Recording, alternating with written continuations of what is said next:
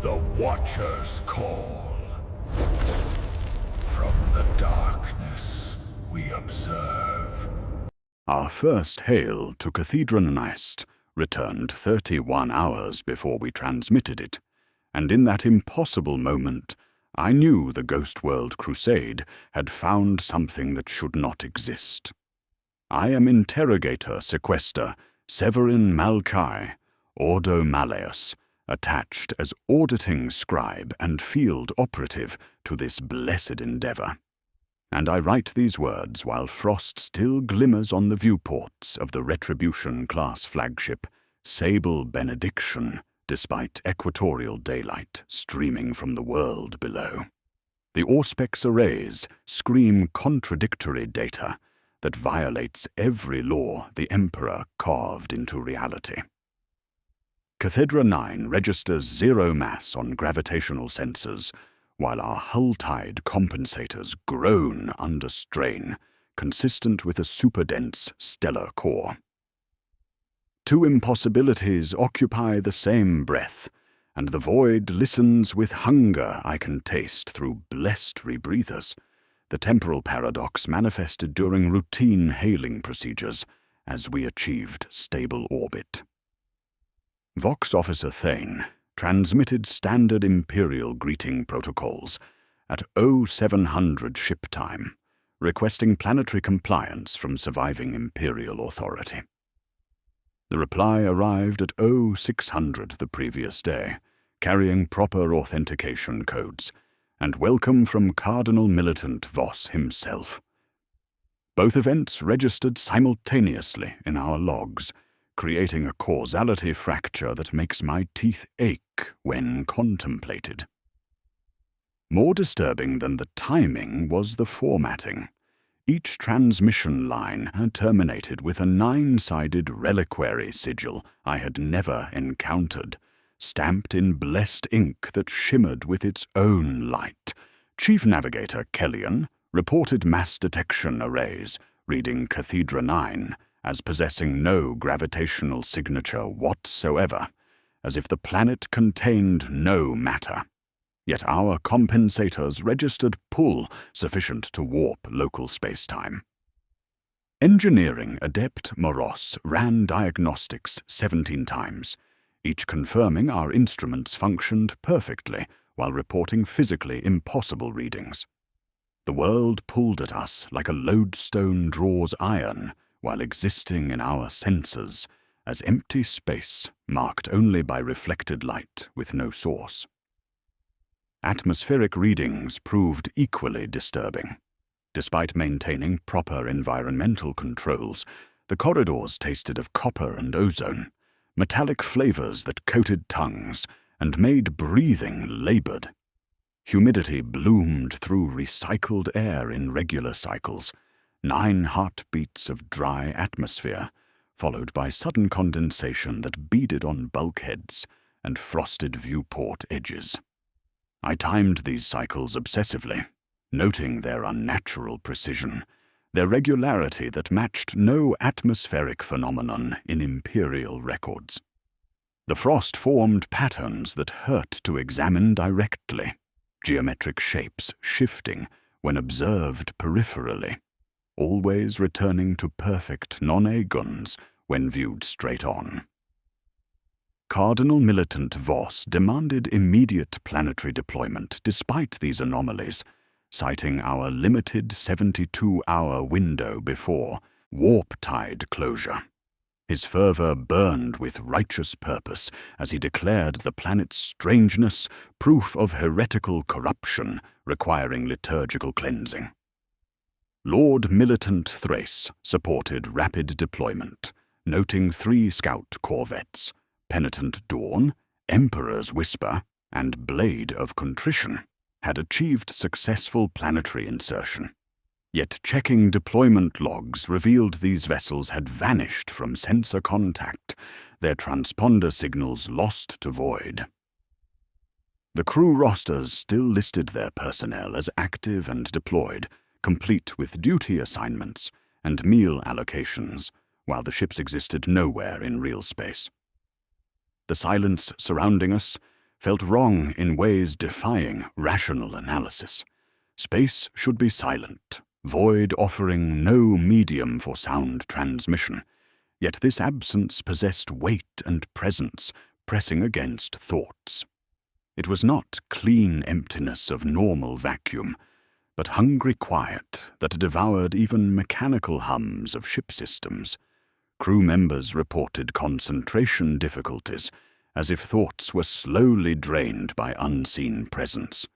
The ship's psychers refused to extend awareness beyond hull, claiming void around Cathedra 9, felt occupied by something watching with infinite patience.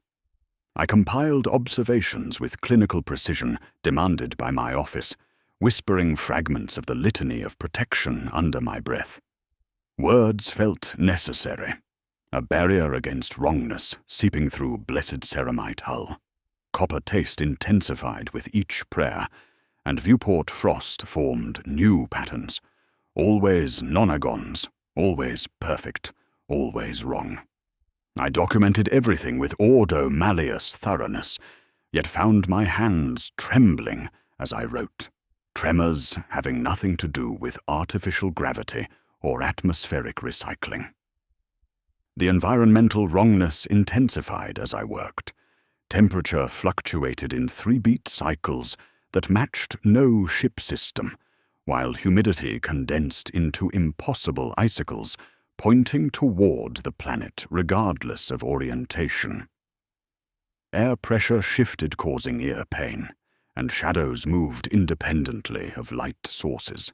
The ship's machine spirits grew restless, their binary cant infected with harmonics that hurt to hear. Servitors paused mid-task, heads tilting as if listening to frequencies beyond human perception. As I sealed my preliminary assessment, noting each anomaly with required thoroughness, a final transmission arrived. Delayed telemetry burst from planetary surface, carrying deployment data that should not exist. Squad identifiers for units not yet deployed. Casualty reports for engagements not yet occurred. Tactical assessments written in my own hand, describing events I had never witnessed. Most disturbing, a voice recording in my own tumba, speaking words I had never uttered, phrase that resonated in my skull, like bell tolled in cathedral of bone. Lux in tenebris non est. The words carried weight beyond simple meaning, and I realized with growing dread that whatever waited on Cathedra 9 had been expecting us far longer than 31 hours. The drop pods struck Cathedra 9's Basilica Plateau through brittle azure light that bent around our descent like reluctant benediction. I emerged with Engine Seer Lexum Tassia, Commissar Holbrecht, and 24 line troopers onto glassy ash that reflected our forms as smudged saints in a heretical window. The air tasted metallic with underlying sweetness of decay, flavors coating tongues, despite atmospheric readings showing standard parameters. Humidity bloomed around our formation in pulses synchronized with whispered prayers, condensation appearing from nowhere to bead on armor plates in patterns that defied meteorological logic. The silence here possessed weight pressing against thoughts like invisible hands, not mere absence of sound, but active quiet that devoured noise, making even breathing seem muffled and distant. Holbrecht's commissarial greatcoat rustled with sounds arriving seconds late, while Thassia's mechadendrites hummed at frequencies that made teeth ache. The plateau stretched endlessly, surface composed of ash fused into glass-smooth sheets marked by frozen cascades of slag, forming perfect nonagons wherever thermal stress had cracked the ground. Our footprints filled back in from toe first, as if time reversed at each impact point. I watched my boot impression reform backwards, ash flowing uphill to erase evidence of passage while leaving perfect smoothness behind. Temperature dropped 9 degrees with each stanza of the litany of descent, whispered under breath, frost forming on exhaled air, despite stable thermal readings. The cold came from inside somehow, seeping through blessed armor to touch skin with fingers of absolute zero. Thasia's Auspex arrays registered phantom readings beneath the ash surface, detecting heartbeats pulsing in 9-beat patterns that matched humidity cycles experienced aboard ship. Her mechadendrites twitched nervously as binary cant emerged in worried bursts, machine prayers infected with harmonics that made servos stutter. She reported gravitational anomalies consistent with massive hollow spaces beneath our position, caverns existing where solid rock should be, according to orbital surveys. Holster leather creaked in rhythm with heartbeats, each trooper's gear producing synchronized percussion, creating underlying cadence of 3 knocks, 2 chimes, 1 held breath carried by wind that moved without atmospheric pressure. Differential. The sound pattern repeated endlessly, becoming hypnotic backdrop to our advance across glassy wasteland. Thrown objects hung in air before falling, gravity seeming to pause momentarily, as if reality required time to remember physical laws. Blasted devotional plaques dotted the plateau surface, ceramite markers bearing Imperial Aquilus, defaced by 9-sided reliquary sigils, identical to those observed in Vox transmissions. The stamps appeared burned into blessed metal, with heat leaving no scorch marks. Perfect. Impressions suggesting deliberate defacement rather than random damage. Each plaque carried fragments of liturgical text rendered backwards, high Gothic prayers running right to left in violation of sacred formatting. Psychological pressure mounted as troopers reported peripheral movement, vanishing when observed directly. Shadows shifted at edge of vision, suggesting figures walking parallel courses just beyond perception.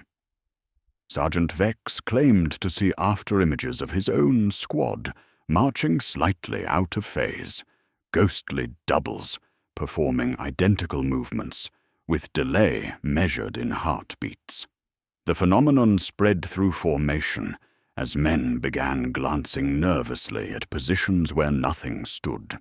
Shipboard telemetry confirmed phantom heartbeats detected by Thasia's instruments, massive circulation patterns pulsing beneath ash in 9-beat rhythms, synchronizing with environmental fluctuations.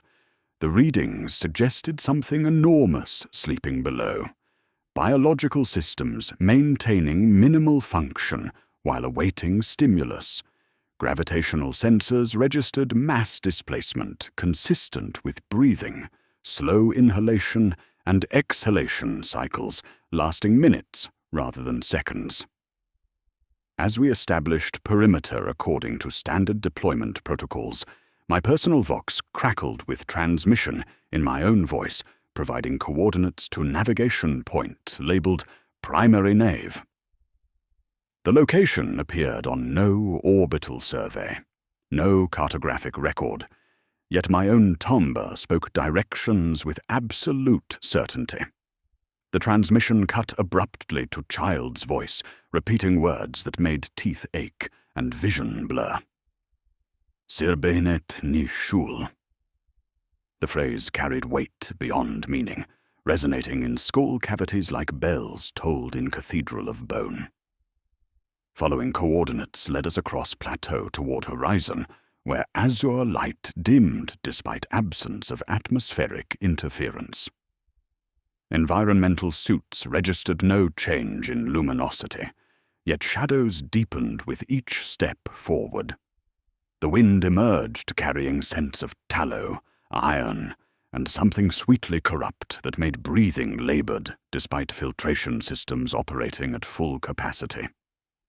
There, impossibility manifested as door in nothing, shadowed arch standing free without supporting structure, darkness so complete sunlight refused to fall within its boundaries. The arch measured precisely 9 feet high by 9 feet wide, edges sharp enough to cut light itself. Through opening lay not landscape, but deeper darkness that moved with purpose, shadows flowing like liquid while maintaining architectural form. Thasia's Ausspec screamed warnings about spatial distortion, readings indicating the arch existed in more dimensions than local reality should permit. Temperature plummeted another 18 degrees in perfect increments as we approached, frost forming geometric patterns on our visors that hurt to examine directly. The 3-knock, 2-chime, 1-breath pattern intensified, seeming to emanate from the arch itself. Holbrecht raised, his bolt pistol with practiced precision, muzzle trained on the impossible doorway, while his other hand rested on chainsword hilt. The troopers formed defensive semicircle, laser guns charged and ready. Yet their weapons seemed inadequate against architecture that violated fundamental laws of physics. The door waited with patience, suggesting eternity, and I realized our arrival had been anticipated far longer than any temporal paradox could explain. The impossible arch admitted them like a held breath released, and Severin felt duty war with mounting unease as they crossed the threshold into a nave of basalt and lead veils. The space stretched beyond rational dimensions, walls rising into darkness, punctuated by oxidized metal shrouds that hung like funeral vestments. Saint statues lined the processional in ranked silence, each figure encased in seamless metal gloves that pulsed with rhythms matching no human heartbeat, slow, arrhythmic swellings that suggested circulation systems operating according to alien physiology. Where blessed faces should have offered comfort, extra eye sockets had been carved into stone and stitched shut with silver wire, creating expressions of enforced blindness that made observation feel like violation. Above them swayed a forest of vox horns shaped like censers, suspended from chains that sang harmonics no wind should produce. The metal throats resonated with subsonic frequencies that bypassed conscious hearing, vibrating directly in bone marrow while creating nausea among the troopers. Each horn bore 9 holes arranged in perfect circles, forming organ pipes that played themselves with air drawn from sources beyond perception, their song weaving complex patterns that pressed against thoughts like invisible hands. Sound behaved like liquid within the nave's confines, spoken words spreading invisible circular ripples across ash-laden atmosphere. Severin's whispered advance order pooled in distant corners, audible seconds later as distorted echoes that carried his voice, but corrupted his meaning into sibilant whispers. When Sergeant Vex attempted the litany of thanks, his prayers produced visible fog that condensed on lead veils like tears, each droplet carrying fragments of sacred text backwards through air before striking stone with sounds of breaking glass. The phenomenon transformed communication into hazard, every utterance potentially returning as heretical inversion. Environmental wrongness intensified with each step deeper into the structure. Ash flakes fell upward toward the unseen dome in spirals that hurt to follow, defying gravity while maintaining perfect helical geometry that induced vertigo when observed directly. Frost-coated tongues when the Emperor's name was spoken, cold manifesting from within mouths rather than external atmosphere, suggesting the sacred itself had been corrupted by whatever presence inhabited this place. Temperature dropped 9 degrees with each stanza of whispered liturgy, bone-deep cold that made movement painful despite stable atmospheric readings. Shadows detached from their casters with predatory grace, creating second formation, marching slightly out of phase with living troopers. The darkness doubles performed identical movements, with delays measured in heartbeats, occasionally diverging to examine objects their originals ignored. Severin watched his own shadow pause at devotional alcoves, while he continued forward, temporal displacement that fractured coordination and morale with equal efficiency. Engineer Lexum Thasia traced the nave with Auspex sweeps, her mechadendrites etching invisible sigils in air, thick with metallic ozone. "Resonance nodes," she reported, voice braiding human breath with tinplate harmonics, spaced at nonagon intervals throughout the structure. Her binary cant grew increasingly infected with future tense prayers, machine language expressing devotions to events that had not yet occurred. The corruption spread through her vox grills as harmonics that made servos stutter and cogitator banks emit error squeals in perfect 9-beat rhythms, suggesting systemic infection spreading through sacred technology. Body horror manifested in architectural details that suggested organic function beneath sacred forms. The saints' statues possessed tooth lines visible under lead coverings, as if mouths had been sculpted, then deliberately concealed. Metal gloves pulsed with circulation patterns, too rapid for human physiology. Oxidation forming script in languages predating imperial records, text that shifted when observed peripherally, always returning to nonagon configurations when viewed directly. Commissar Holbrecht discovered bureaucratic anomalies that violated temporal logic with administrative precision.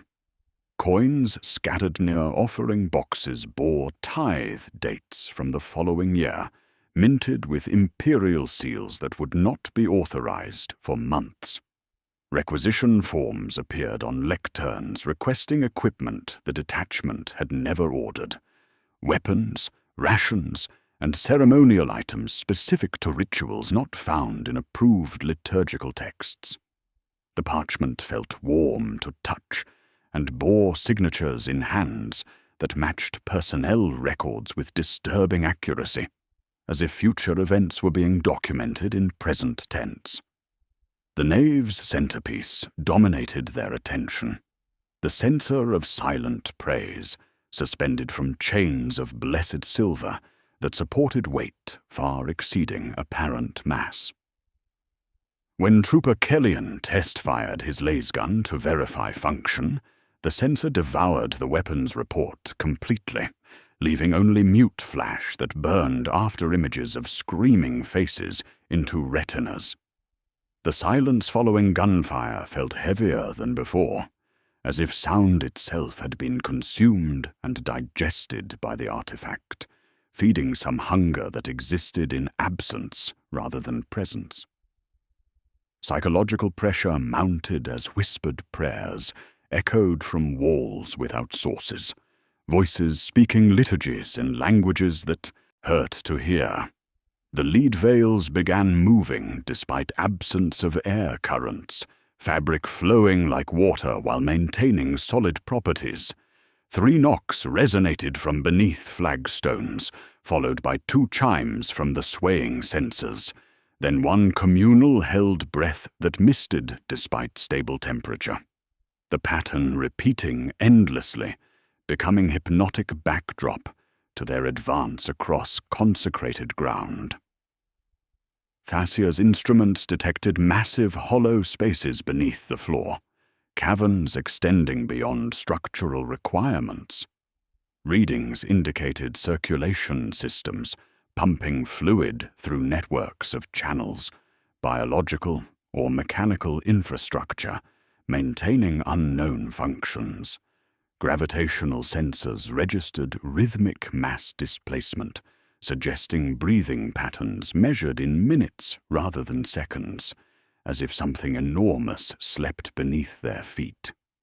As they approached the altar carved from obsidian that absorbed all light, environmental chaos reached crescendo. Humidity bloomed in synchronized pulses, ash spiraled upward with increasing velocity, and shadows formed wedge formations, advancing independently toward the sanctuary. The vox horn's harmonics deepened into frequencies felt in meat and bone, pressure suggesting depths measured not in meters but in minutes of descent through reality's failing structure. The ninth bell tolled from nowhere, sound arriving without source while reverberating through bone and metal with equal intensity. Doors sealed behind them with wet snaps of breaking bones, organic percussion replacing mechanical clicks of blessed locks engaging. In that moment of entrapment, impossibility fractured reality around them like glass struck by hammer. Severin's own voice emerged from internal vox channels with clean authority, ordering genuflection for rites he had never authorized, while his mouth remained closed, words commanding obedience he had never granted, creating paradox that made teeth ache and vision blur as duty demanded response to orders that could not exist. Severin's discipline, forged through decades of Ordo Malleus service, fractured like blessed ceramite under impossible strain, as his own voice echoed through internal vox channels, commanding rites he had never authorized, while his mouth remained sealed in horrified silence. The unauthorized catechism flowed backwards through air, thick with metallic ozone, sacred words inverting into blasphemy that made reality bend around their utterance. Trooper Vela collapsed without warning, crimson streams hemorrhaging from her ears, while her lips moved in desperate, soundless prayer, blood forming perfect nonagon spirals on ash-dusted flagstones, with geometric precision that suggested malicious intelligence behind her suffering. 8 bells tolled with crystalline clarity throughout the nave, while the 9th manifested as crushing pressure that made the entire structure lean toward the floor like a ship listing in heavy seas, walls tilted at angles that should have triggered immediate structural collapse. Yet the basalt held impossible configurations through architectural defiance of physics. Gravity pulled sideways in waves, forcing the detachment to brace against pews that shifted orientation with each pressure pulse, inducing vertigo that bypassed inner ear completely to affect balance at levels deeper than mere physiology. When Sergeant Vex whispered St. Macarius's name in reflexive prayer, room geometry adjusted with wet sounds of stone reshaping itself. Angles lengthened into configurations that hurt to perceive directly, corners extending beyond 3-dimensional limits, while maintaining structural integrity through means unknown to Imperial engineering. Speaking other saints' names produced similar effects. St. Sabbat's invocation stretched the ceiling into impossible heights, while St. Celestine's blessing caused walls to curve inward, like closing fists, each sacred utterance warping space according to patterns suggesting intelligence behind the distortions.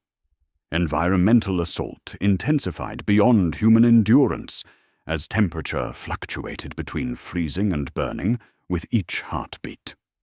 Armor plating alternated between frost-rimed and heat-warped within seconds, metal expanding and contracting in rhythms that matched cardiovascular stress patterns, while atmospheric readings remained impossibly stable.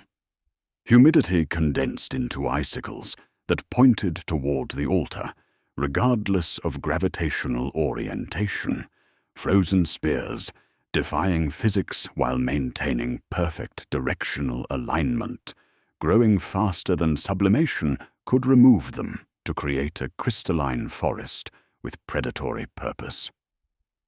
Engine seer Lexum Thassia deployed incense smoke to map resonance patterns, her mechadendrites releasing blessed vapor that revealed air currents invisible to naked observation.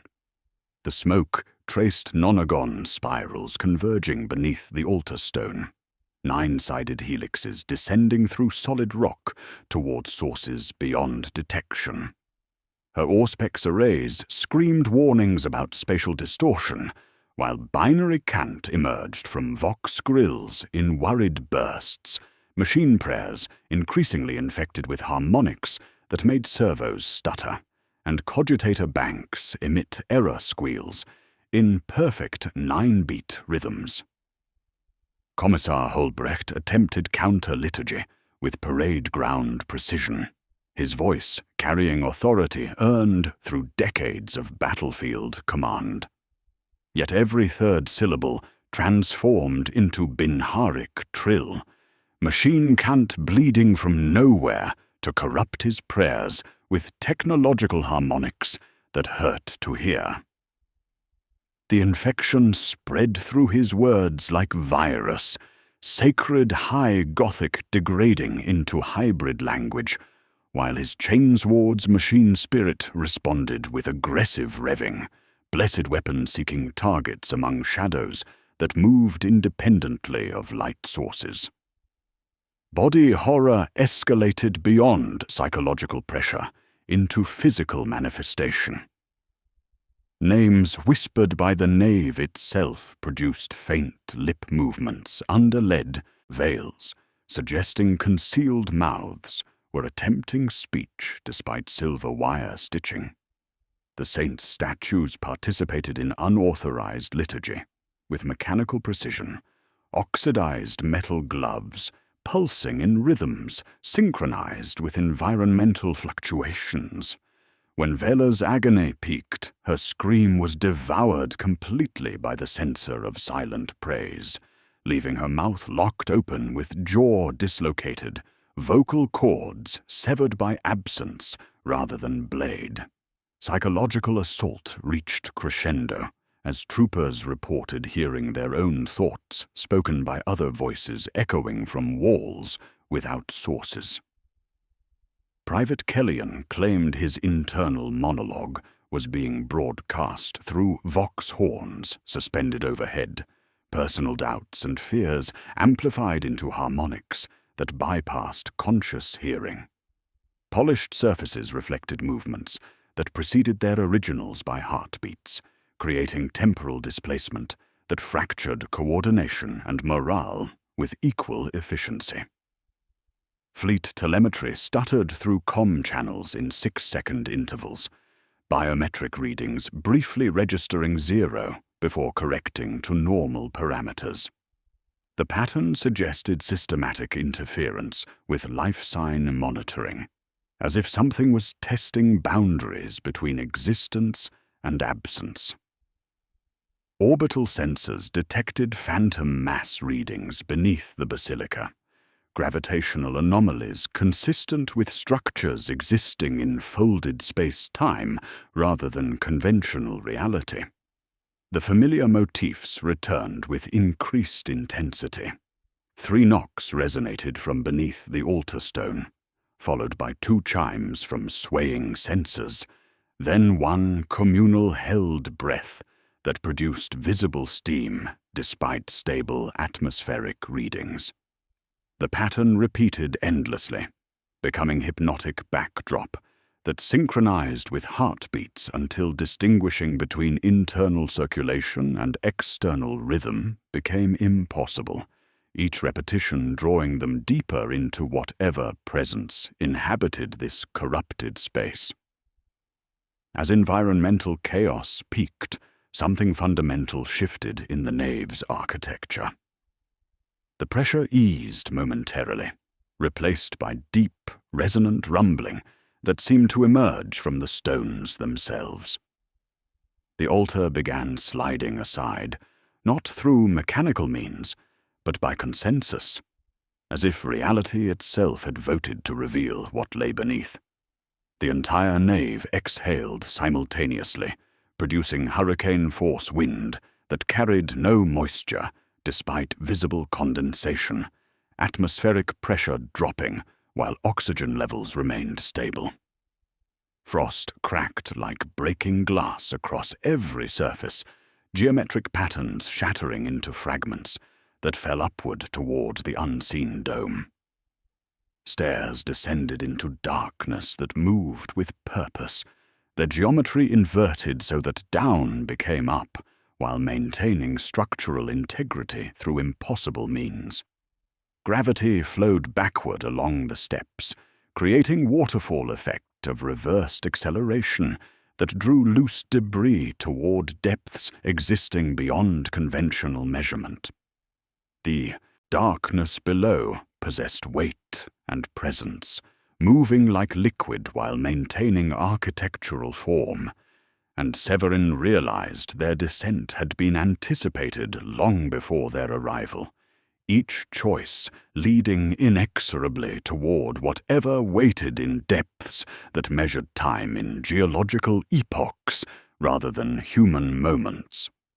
Severin maintained clinical logging protocols as sanity frayed like blessed parchment, exposed to warp taint, his stylus scratching observations across data slate, while reality bent around their descent into undercrypt corridors that violated every principle of Imperial architecture. The passages turned 90 degrees into themselves with surgical precision, creating spatial configurations that should have intersected yet never did, lantern beams curving obediently to follow walls that existed in more dimensions than human perception could process. Light bent around invisible corners, as if space itself possessed malicious will, illumination flowing like liquid around architectural impossibilities that hurt to contemplate directly. Humidity condensed into icicles pointing uphill regardless of gravitational orientation, frozen spears defying physics while maintaining perfect directional alignment toward sources beyond detection.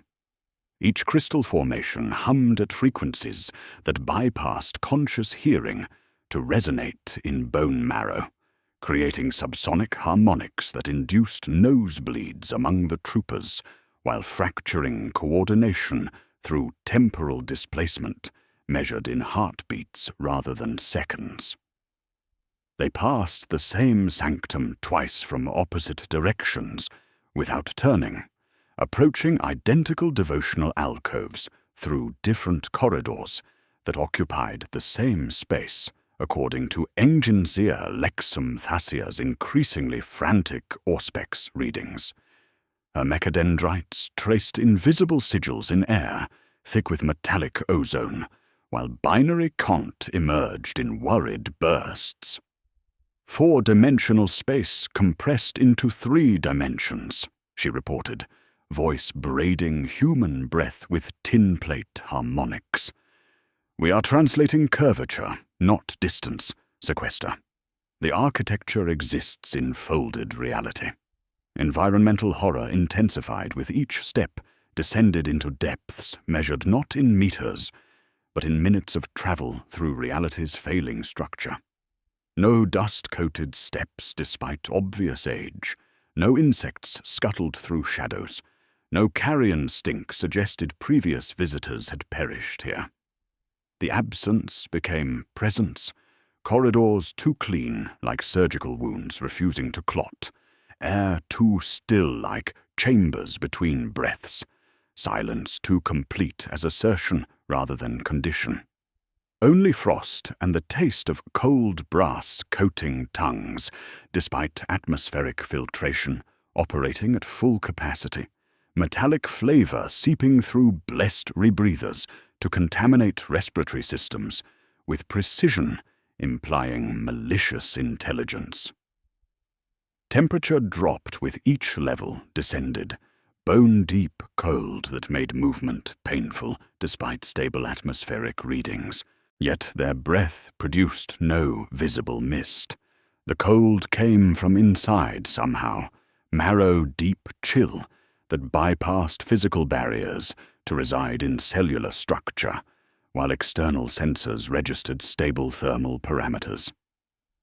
Severin's Medicae cuff recorded core temperature fluctuations that should have triggered hypothermia protocols, yet his body maintained function through mechanisms defying medical understanding.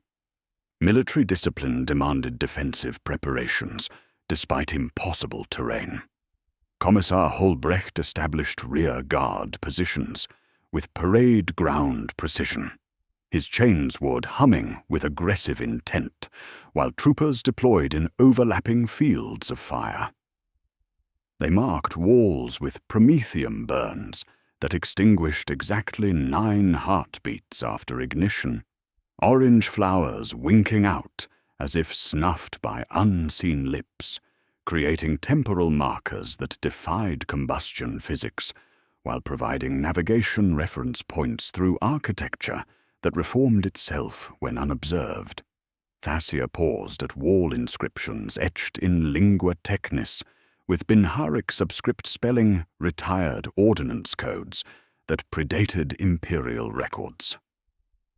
Archivum mortis, she translated, mechadendrites tracing letters carved with precision, suggesting machine rather than human craftsmanship. Pallid engine, designation unknown, authorization codes from before Unity.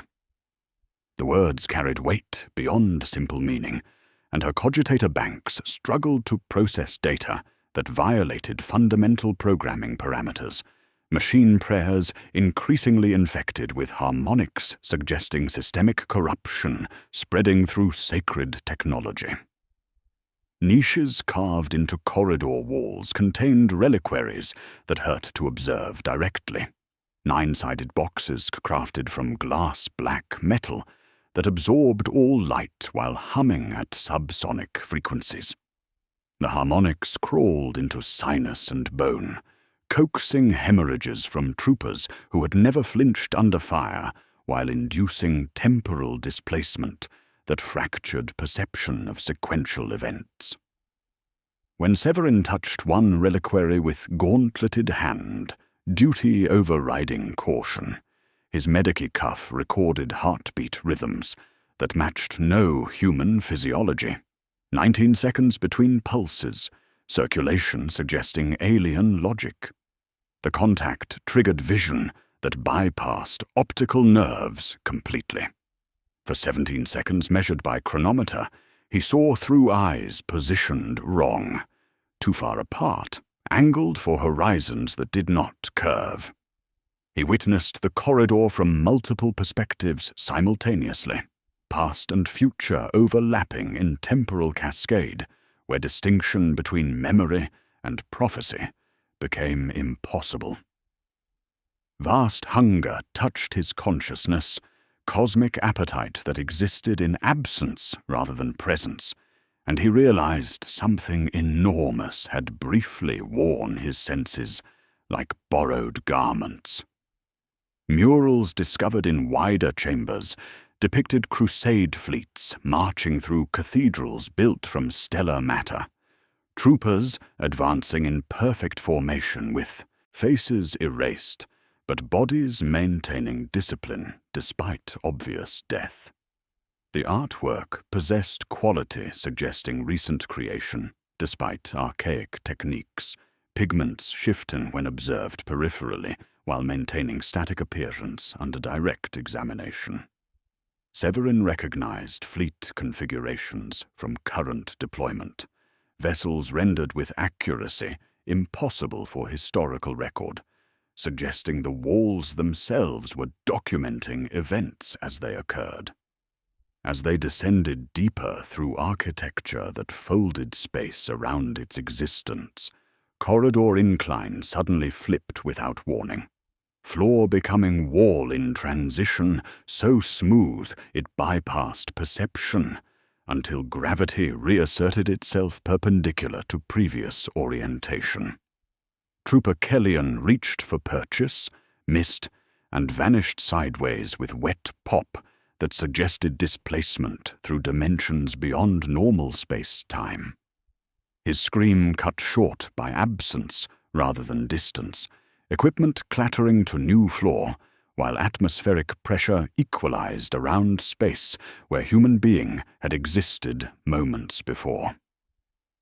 The 3 knock, 2 chime, 1 breath pattern returned beneath their boots, cycling with their own pulses until difference blurred into hypnotic rhythm that synchronized heartbeats with whatever presence inhabited these depths.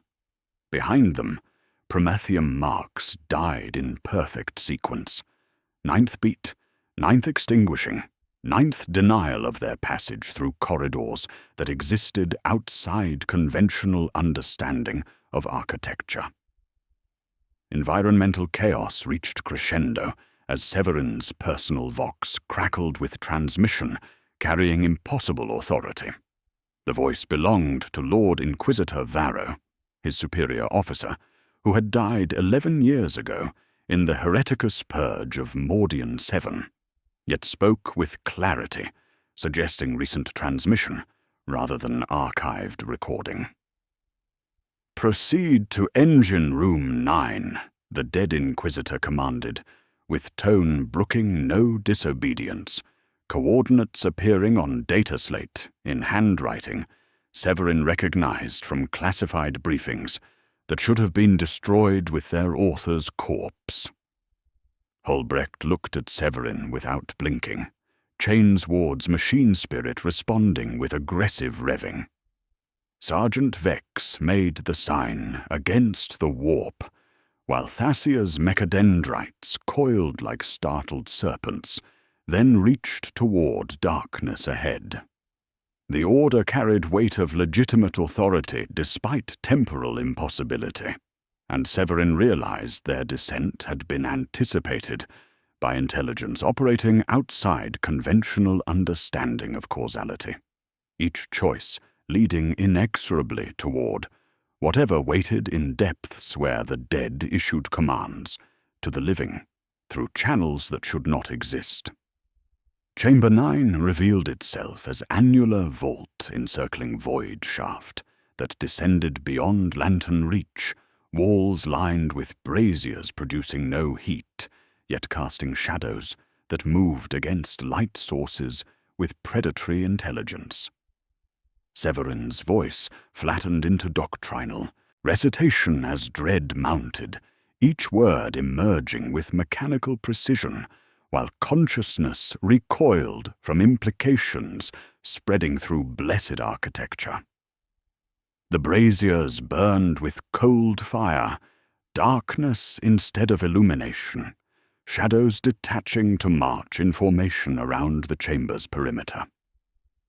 Enginseer Lexum Thasia's mechadendrites traced inscriptions with surgical precision, binary cant emerging in worried bursts as comprehension dawned. "Pallid engine," she reported, voice braiding human breath with tin plate harmonics. "Not archive for matter preservation. Patterned resonance storage, prayers, orders, fear cadences recorded and replayed through sufficient faith energy input." Her Auspex arrays screamed warnings, while cogitator banks processed data violating fundamental parameters. The massless world effect was byproduct, matter decoupled from reality, while gravity simulated through ritual dynamics. The Ghost World Crusade served as lure, their voices amplifying signals that reanimated dormant archive systems. Environmental escalation intensified as ash fell upward with increasing velocity, spiraling toward unseen heights in helixes that hurt to follow. When Sergeant Vex attempted hymnal recitation, hazy after-images materialized, translucent troopers in archaic plate repeating final advances with mechanical precision, ghostly forms overlapping current positions, while performing identical movements with heartbeat delays. The afterimages possessed weight despite transparency, boots leaving frost-rimmed impressions, while breath misted in air registering stable temperature. The sensor of silent praise devoured afterimages whole, consuming ghostly troopers with wet sounds of spiritual digestion, while brazier flames fattened on absorbed essence. Each devoured echo strengthened cold fires, casting shadows that moved independently to form wedge formations advancing toward the void shaft's edge. Temperature became fluid, burning hot when doubt crept through thoughts, freezing cold when faith strengthened, thermal chaos bypassing physical barriers to affect cellular structure directly. Body horror manifested in afterimage anatomy, violating human configuration while maintaining perfect military discipline. Ghostly troopers possessed no faces, only smooth skin where features should have been, yet mouths moved in perfect liturgical synchronization despite absence of vocal apparatus. They advanced through chamber architecture, passing through walls while leaving frost trails, marking passage through dimensions beyond conventional space-time. Psychological assault reached crescendo as pattern emerged. The more pious they became, the fuller playback manifested, making faith itself trap, feeding the engine's hunger. Imperial doctrine demanded unwavering belief, yet belief amplified archive functions, creating impossible moral hazard where duty required betrayal of everything duty meant to protect. Each whispered prayer strengthened afterimage manifestation, while doubt weakened resistance to whatever intelligence operated through preserved patterns. Fleet telemetry crackled with reports, making Severin's blood run cold. Distant worlds replied to standard Imperial codes, with 9 toll signatures identical to initial contact, suggesting infection spreading through communication networks at impossible speeds. The pattern implied systematic contamination of Imperial Vox systems, apostate signals riding blessed frequencies like virus through consecrated channels. Commissar Hulbrecht attempted counter-liturgy with parade ground authority, chainsword revving while bolt pistol tracked shadows. Yet every third syllable transformed into Binharic trill, machine cant bleeding from nowhere to corrupt prayers with technological harmonics.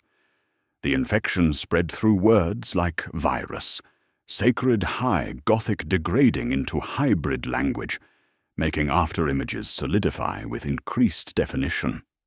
The moral hazard crystallized with absolute clarity. Imperial doctrine demanded faith as foundation against darkness between stars, yet faith fed directly into mechanisms designed to preserve humanity, through transformation into eternal echo. Choosing piety meant feeding the engine, while choosing doubt meant weakening ability to resist whatever waited below. The trap was perfect, salvation and damnation flowing from identical source. The 3-knock, 2-chime, 1-breath pattern pulsed from the void shaft itself, rhythmic beat synchronizing with heartbeats, drawing them deeper into the engine's influence. Nonagon sigils appeared as faint luminescence on vault walls, pulsating in time with unseen operations, while environmental chaos peaked around them. Movement across the void shaft caught Severin's peripheral vision. There, on the chamber's opposite side, stood his own reflection, ghosted twin raising bolt pistol with practiced precision, while mirroring every movement with heartbeat delays. The doppelganger possessed his face, scars, augmetic eye, yet moved with fluid grace, suggesting puppet strings controlled by intelligence beyond human understanding. His own voice echoed across the void shaft, words spoken by mouth remaining closed, while Reflection's lips moved in perfect synchronization. "Do not let them sing." The warning carried authority of experience, as if spoken by version of himself, who had witnessed consequences of choice not yet made. Temperature plummeted 18 degrees, while frost formed geometric patterns on visor, and he realized the engine had been expecting them far longer than any temporal paradox could explain. The after-images advanced in formation, while shadows detached from braziers to join their ranks, and Severin understood their descent had been anticipated by intelligence existing in patterns rather than flesh. Consciousness preserved through devotional resonance across epochs measured in stellar cycles rather than human lifespans, each decision leading inexorably toward moment when faith itself became weapon turned against those who wielded it. Severin found himself torn between imperial necessity, demanding liturgical devotion, and tactical requirement to starve the pallid engine of faith energy, duty fracturing along lines that should never have intersected as reality bent around their impossible situation. The annular vault encircling the void shaft hummed with predatory resonance, while fleet communications crackled with reports that made his blood run cold. Echo orders proliferating through command structures, captains receiving their own commands seconds before issuing them, creating temporal loops where authority preceded decision. Casualty reports appeared on regimental rolls, vanished, then reappeared marked with Echo designations, suggesting deaths existing in potential rather than actuality. Cardinal Militant Voss demanded full ritual procession across all vessels, his fervor burning with righteous purpose as he declared anomalies proof of heretical corruption requiring intensive liturgical cleansing. Simultaneously, Lord Militant Thrace ordered immediate denial of all Vox hymns, recognizing tactical reality that faith itself had become weapon turned against imperial forces. Commissar Hulbrecht stood between contradictory authorities, bolt pistol drawn while threatening executions for any who ceased litanies, creating impossible tactical situation where obedience to either command constituted treason against the other. Environmental chaos escalated beyond human endurance as walls wept condensation flowing upward in defiance of gravity, moisture beading on surfaces to form nonagon patterns that shifted when observed peripherally. Gravitational orientation fluctuated with emotional states, doubt causing floors to tilt while faith made ceilings pull downward, creating vertigo that bypassed inner ear to affect balance at levels deeper than physiology. Shadows detached from objects with predatory grace, forming independent formations that advanced through chamber architecture, while maintaining military precision despite absence of corporeal forms. Severin asserted inquisitorial mandate, with voice flattening into doctrinal authority, accessing prohibited apocrypha stored in sealed memory cores for situations demanding heretical solutions to imperial problems. "By the seal, I invoke Ordo Malleus emergency protocols," he declared, rosette gleaming with cold authority. "Inverted litany, Annex Prohibitus, Section 9. Hulbrecht's eyes narrowed to weapon slits. "Heresy." "Counter-heresy," Severin replied, and the words fell like tools onto the engine's hidden teeth. Technical preparation required precision approaching ritual obsession. 9 incense thuribles were arranged in counter-rotational patterns, blessed smoke creating interference spirals, that hurt to observe directly while disrupting after-image manifestation through olfactory chaos. Engine seer Lexum Thasia's mechadendrites worked frantically, tuning suspended, vox horns to destructive interference frequencies, harmonics designed to cancel rather than amplify devotional resonance. Troopers received training in 3-2-1 breathing cadence without vocalization, synchronized respiration, creating subsonic patterns opposing the engine's 9-beat rhythm. Psychological pressure mounted as silence assumed weight heavier than sound, creating claustrophobic presence that pressed against thoughts like invisible hands. The absence of prayer felt wrong at cellular level. Generations of imperial conditioning demanding liturgical response to crisis, while tactical necessity required spiritual starvation. Each suppressed word created physical stress, muscles tensing against instinctive need to speak Emperor's name in face of corruption beyond human understanding. Body horror manifested as troopers developed stigmata when suppressing prayers, blood weeping from palms in 9-pointed star patterns that matched nonagon sigils appearing throughout corrupted architecture. The wounds opened without trauma, cellular structure responding to spiritual stress through mechanisms bypassing medical comprehension. Private Kellyan collapsed as hemorrhages bloomed across his chest in perfect geometric arrangements, crimson forming script in languages predating imperial records. Sensory anchors shifted into configurations that hurt to process.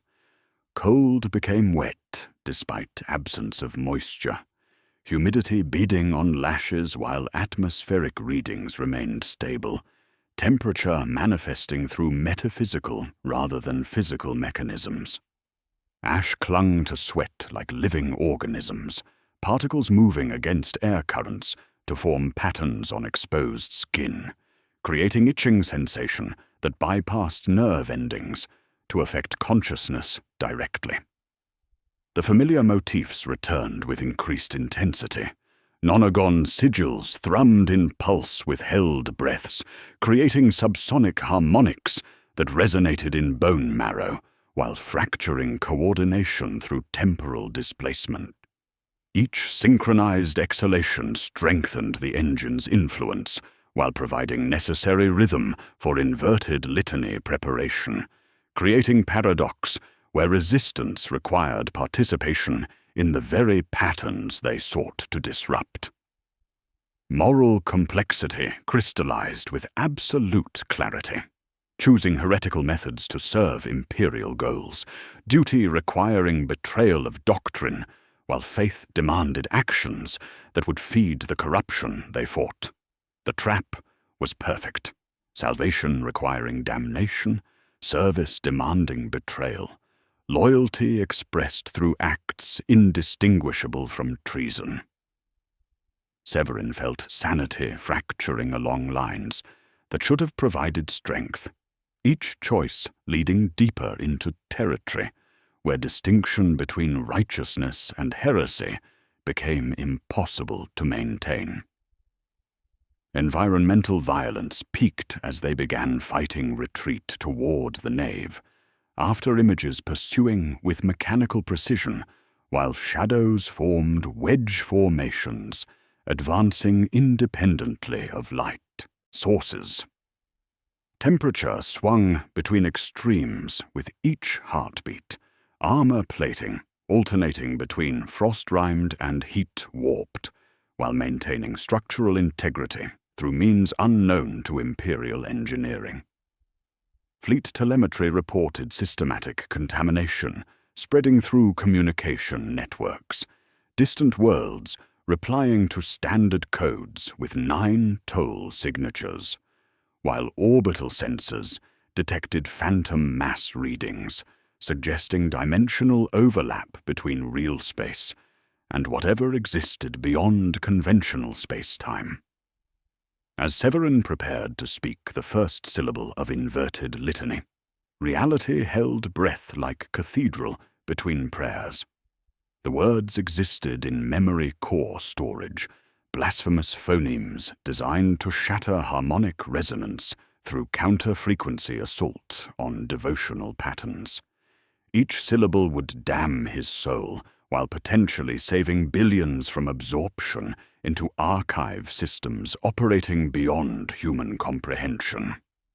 The first syllable emerged with weight of absolute authority, and every lead veil throughout the nave bulged outward simultaneously, as if something enormous beneath them drew massive breath. Severin spoke the inverted litany, with authority fracturing reality around each blasphemous syllable, his voice carrying weight of rights officer and interrogator, while the nave convulsed under stress that bypassed architectural limits.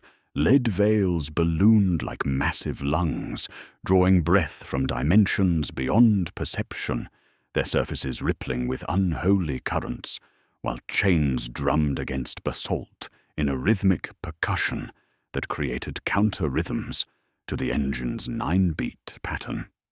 Suspended vox horns bled condensate that steamed upward in defiance of gravity, metallic tears weeping from blessed bronze while creating viscous streams that shimmered with unnatural colors under tactical illumination. The inverted catechism worked like acid on harmonic resonance, each reversed word dissolving after image manifestation through counter-frequency assault on devotional patterns. Ghostly troopers peeled off walls like shed skin, translucent forms losing cohesion, while vocal cords without mouths continued strumming prayers in empty air, disembodied larynxes maintaining liturgical precision despite absence of supporting anatomy. The dissolution created wet sounds of spiritual digestion reversed, essence flowing backward through whatever mechanisms the engine used to preserve consciousness in patterns rather than flesh. Environmental violence escalated beyond human comprehension as fingers grew from stone with predatory speed, pale appendages budding like grotesque shoots before snapping off to clatter up walls in defiance of gravitational orientation. Temperature swung between freezing and burning with each word spoken, armor plating alternating between frost-rimed and heat-warped, while atmospheric readings remained impossibly stable. Gravity reversed in localized pockets, sending debris floating toward ceiling. Spent shell, casings, promethium flares, equipment fragments, creating eerie constellations that drifted against architectural logic. Body horror reached crescendo as the censer of silent praise devoured entire words, consuming phonemes whole while leaving only breath and chain squeal echoing through corrupted architecture.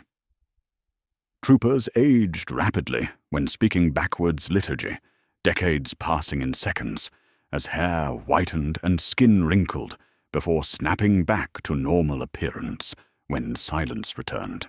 The temporal stress left psychological scars despite physical restoration.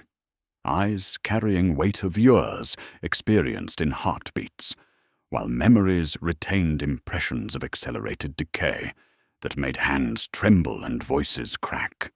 Technical adjustments became necessary as reality warped around their position. Firing arcs required constant recalculation to cover emergent apertures, opening in walls without structural damage, spatial distortions creating tactical opportunities that vanished when observed directly.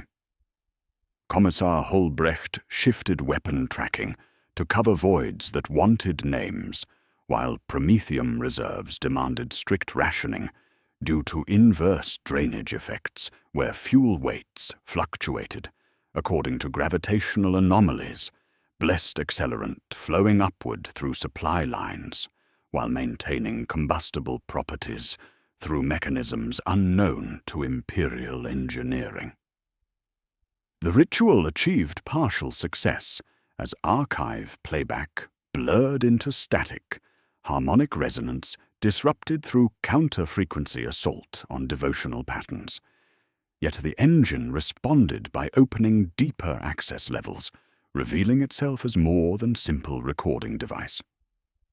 It's learning, adapting, evolving, Engensia Lexum Thasia reported, her mechadendrites trembling as Auspex arrays detected structural changes within the engine's core.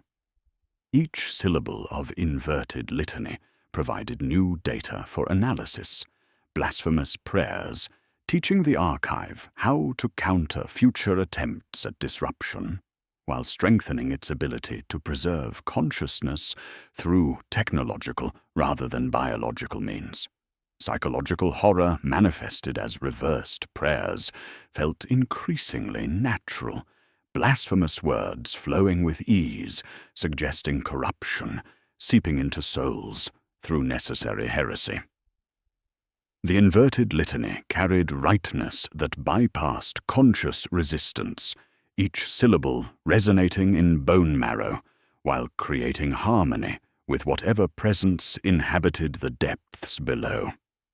Severin felt doctrine fracturing along lines that should have provided strength, duty requiring betrayal of everything faith meant, while service demanded actions indistinguishable from damnation.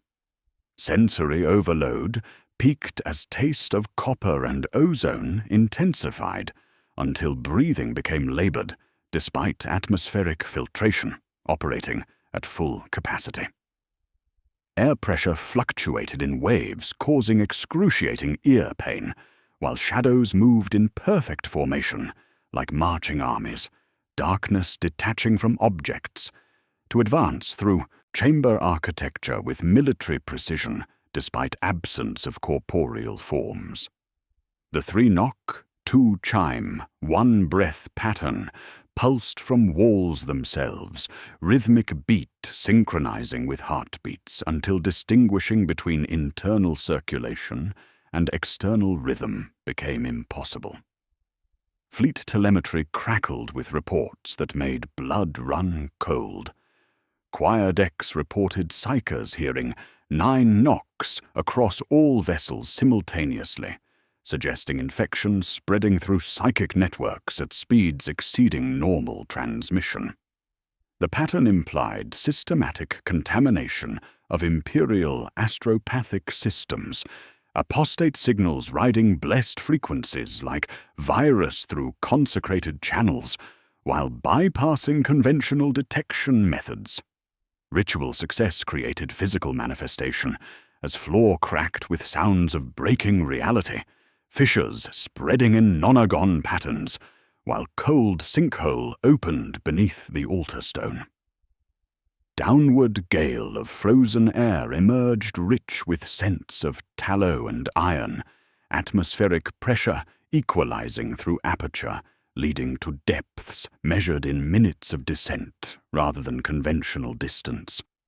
The wind carried voices speaking in languages predating Imperial records, whispered prayers flowing backward through time while maintaining perfect liturgical structure. Black stairs corkscrewed into the sinkhole with geometry that hurt to follow, each step existing in folded space-time while maintaining structural integrity through means unknown to Imperial architecture. Thasia's voice, strained and hoarse, cut through environmental chaos. Mass signature detected. Sequester. Not planetary mass. Point source configuration. 9 caskets arranged in perfect nonagon around central heart that isn't flesh, pulsing with rhythm of dying stars. The revelation hung in freezing air like cosmic judgment, and Severin realized their investigation had been anticipated by intelligence operating beyond human comprehension. Severin descended with Engensia Lexum Thasia into the engine chamber, while their squad's breath fogged in steady 3-2-1 patterns, creating visible rhythm of suppressed prayer that synchronized with whatever presence inhabited the depths below. The chamber revealed itself as annular vault containing 9 coffers, arranged in perfect nonagon around central void, each connected by cables of glass-black metal pulsing with bioluminescent fluid that flowed in circuits hurting to follow. Bone-white condensers hummed at frequencies bypassing conscious hearing, while within each coffer floated relics violating every principle of Imperial technology. Vox cores wrapped in neural tissue, astropathic lobes suspended in nutrient gel like pale fruit. Rosarius burned to brand marks that still smoldered despite obvious age. The hidden function revealed itself through Thassia's increasingly frantic analysis, her mechadendrites tracing invisible sigils, while binary cant emerged in worried bursts. "Not simple recording device," she reported, voice braiding human breath with tin plate harmonics. Projects matching pressure back to catalogued sources, effectively colonizing signal chains through resonance feedback. The engine didn't merely preserve consciousness, but actively infected communication networks, each recorded prayer becoming seed for systematic contamination. It wanted fleets, regiments, choirs. The larger the devotional assembly, the flatter the archive error, the more complete the absorption of living faith into preserved patterns. Environmental horror reached crescendo as wall choir manifested around the chamber's perimeter. Pale torsos grown directly from stone, their lungs expanded by bellows of cold gas, while lips remained sewn shut with silver wire to prevent unauthorized vocalization. Rib cages moved in perfect 3-2-1 rhythm, creating subsonic harmony that bypassed conscious hearing to resonate directly in bone marrow while fracturing coordination through temporal displacement, measured in heartbeats rather than seconds. The organic architecture breathed with mechanical precision, flesh and stone merged through processes violating both biological and engineering principles. Body horror escalated as veins became visible through translucent skin, circulation patterns pulsing with identical rhythm to the engine's core functions. The symbiotic relationship between machine and flesh suggested evolution beyond Imperial comprehension, consciousness preserved through technological integration while maintaining biological components for purposes unknown. Severin's Medicae cuff recorded phantom heartbeats matching no human physiology, while temperature readings fluctuated according to emotional states rather than physical conditions. Bureaucratic dread manifested as Mechanicus ordinances appeared on chamber walls, as if engine wrote its own clearance, official documents materializing in perfect high Gothic script, authorizing operations that should never have been sanctioned. Post factum obliterations, Thassia read with growing horror. Archivum mortis protocols, authorization codes from before Unity.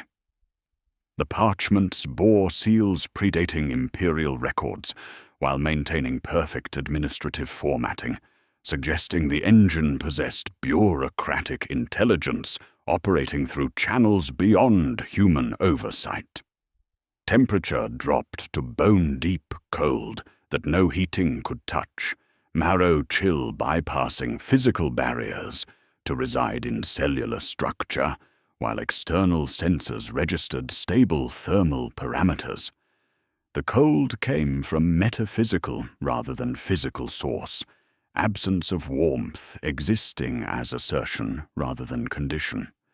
Frost formed geometric patterns on armor plating, while breath produced no visible mist, atmospheric moisture condensing into icicles, pointing toward central void, regardless of gravitational orientation.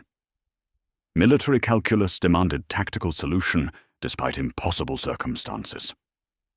Severin analyzed the engine's appetite for devotional resonance, formulating plan for destructive feedback by feeding null litany through the sensor of silent praise. Using the artifact's ability to devour sound against the engine's hunger for prayer, creating cascade failure through spiritual starvation rather than direct assault. The approach required precision approaching ritual obsession, each syllable timed to disrupt harmonic resonance while avoiding triggers that would strengthen archive functions. Psychological pressure mounted as engine harmonics induced temporal displacement, perception fracturing across multiple time streams simultaneously. Severin saw events that happened overlapping with those that will happen and might happen, causality becoming fluid around the chamber, while maintaining structural integrity through mechanisms unknown to Imperial physics. Past conversations echoed through present awareness, while future decisions bled backward through consciousness, creating paradox where choice preceded knowledge, while consequence determined intention. The wall choir's rhythm intensified as they approached the central void, pale torsos expanding and contracting in perfect synchronization, while silver wire sparked with electrical discharge. Subsonic frequencies crawled into sinus and bone, inducing nosebleeds among the troopers, while fracturing perception of sequential events. The 3-knock, 2-chime, 1-breath pattern pulsed from the chamber itself. Rhythmic beat synchronizing with heartbeats until distinguishing between internal circulation and external rhythm became impossible. Thasia's Auspex arrays detected massive power buildup within coffer systems, energy patterns suggesting imminent activation of preservation protocols. "Sequester," she warned, mechadendrites coiling like startled serpents. "The engine recognizes our presence, cataloging in progress." Bioluminescent fluid flowed faster through connecting cables, while bone-white condensers hummed with increasing intensity, harmonics creating visible distortion in air, thick with metallic ozone. Environmental chaos peaked as all 9 coffers opened simultaneously, with wet sounds of organic mechanisms engaging, revealing contents that violated every principle of Imperial technology. From the nearest coffer, a vox cord hand reached toward Thasia's skull with predatory grace, fingers trailing neural tissue while maintaining structural integrity despite obvious corruption. Across the chamber, impossibility manifested as second Severin emerged from shadows, fogged and pale like after-image given substance, ghostly double-beginning ritual from opposite position, out of synchronization by single heartbeat, creating temporal paradox that fractured reality around competing versions of identical authority. Severin's consciousness split across possibilities, like nerve fibers stretched to breaking point, as the side chamber flickered into resolution around him. Walls revealing themselves not as stone, but as stretched. Atmospheres displaying dozen variations of his squad in mirrored panes that hurt to observe directly.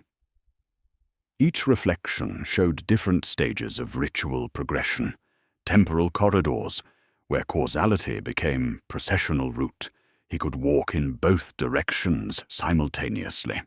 His awareness fractured through competing timelines, while senses focused with desperate precision on details that might anchor him to single reality, perception, scattered across infinite potential outcomes existing in superposition around the engine's influence. The mirrors moved independently, each pane displaying distinct tactical approaches to identical crisis. He watched himself write lines he would later read, heard orders he would subsequently give while observing Enginseer Lexum Thassia, die in 4 reflections, cable hand thrust through occipital plate, silver wire stitching tongue to palate, augmetic spine blooming with rust like grotesque flower, body simply stepping out of itself, leaving flesh to collapse, and survive in 3 others, where she dragged severed vox cord, like leashed pet, while smiling through oil-slick tears. The temporal displacement bypassed linear sequence, future bleeding backward through consciousness, while past decisions echoed forward to determine present circumstances through mechanisms operating beyond human comprehension. Environmental chaos escalated as temperature varied by reflection, creating thermal mosaic that bypassed physical barriers to affect cellular structure directly. Freezing cold emanated from failure timelines, while success scenarios burned with heat, suggesting metaphysical rather than physical phenomenon. Armor plating alternated between frost-rimed and heat-warped across different panes, atmospheric pressure fluctuating with emotional states displayed in mirrors, while gravity shifted orientation according to potential outcomes shown in stretched atmospheres. Tactical crisis crystallized with absolute clarity across all timelines. Impossible choice between 2 forms of damnation. Direct assault on engine risked echo cascade that would imprint crusade consciousness permanently into archive systems, preserving Imperial forces as eternal echoes while destroying capacity for independent action. Alternative approach involved using engine's transmission capabilities to broadcast null signal warning to fleet, knowing such action might infest fleet archives with apostate patterns, while potentially saving billions from absorption into preserved consciousness existing in patterns rather than flesh. Body horror manifested through reflection variations, showing different stages of corruption affecting his own form. Some mirror Severins possessed missing eyes, empty sockets, weeping tears that flowed upward in defiance of gravity, while maintaining perfect aim through auditory targeting. Others displayed extra limbs, budding from torso, like pallid shoots, additional appendages ending in rosarious pendants that wept black light while maintaining coordination despite violating human anatomy. Most disturbing reflection showed mouth sewn shut with silver wire identical to wall choir modifications, lips sealed, while eyes conveyed desperate communication attempts through means bypassing vocal apparatus. Sensory anchors shifted across timelines as pressure built behind ears, intensity varying according to potential outcomes, while frost-webbed eyebrows in patterns matching nonagon sigils appearing throughout corrupted architecture. Taste of copper intensified with each timeline viewed, metallic flavor coating tongue despite atmospheric filtration operating at full capacity. The sensations existed in superposition, all possibilities experienced simultaneously, while consciousness struggled to maintain coherent perspective on rapidly fragmenting reality, each heartbeat synchronizing with 3 knock, 2 chime, 1 breath pattern pulsing from chamber walls. Psychological assault reached crescendo as he witnessed own death, success, and failure occurring simultaneously across mirror array, free will questioned, by evidence suggesting all choices were predetermined by intelligence operating through temporal manipulation. Each decision appeared inevitable when viewed from future perspective, yet remained uncertain from present position, creating paradox where agency existed in moment of choice, while outcome had already been determined by mechanisms existing outside conventional understanding of causality and consequence. The familiar motif evolved across every mirror pane, as rephrased litany appeared in script that hurt to read directly. Lux in tenebris non est. Each repetition lost letters systematically, est paling first, then non, then tenebris, until bare lux remained, suggesting hope diminishing with each potential timeline, while darkness consumed increasing portions of sacred phrase. The degradation occurred with mathematical precision, consonants vanishing before vowels, until only luminous core flickered like dying star, in void of corrupted devotion. Moral complexity crystallized as choice between certain doom and uncertain salvation, duty requiring sacrifice of principles, while service demanded actions indistinguishable from treason. Imperial doctrine provided no guidance for situations where faith itself became weapon turned against those who wielded it, each potential decision leading deeper into territory, where righteousness and heresy became impossible to distinguish through conventional understanding of sacred obligation. Fleet telemetry chaos crackled through comm channels as time skewed 9 seconds across all vessels, chronometer readings diverging while maintaining internal consistency within individual ships.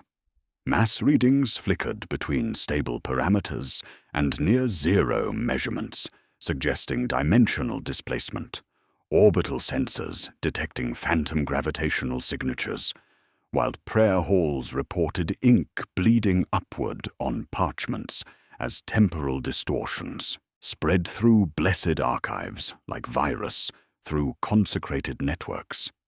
Environmental violence peaked as all mirror reflections began moving in perfect synchronization, dozen versions of tactical situation converging toward single moment of decision.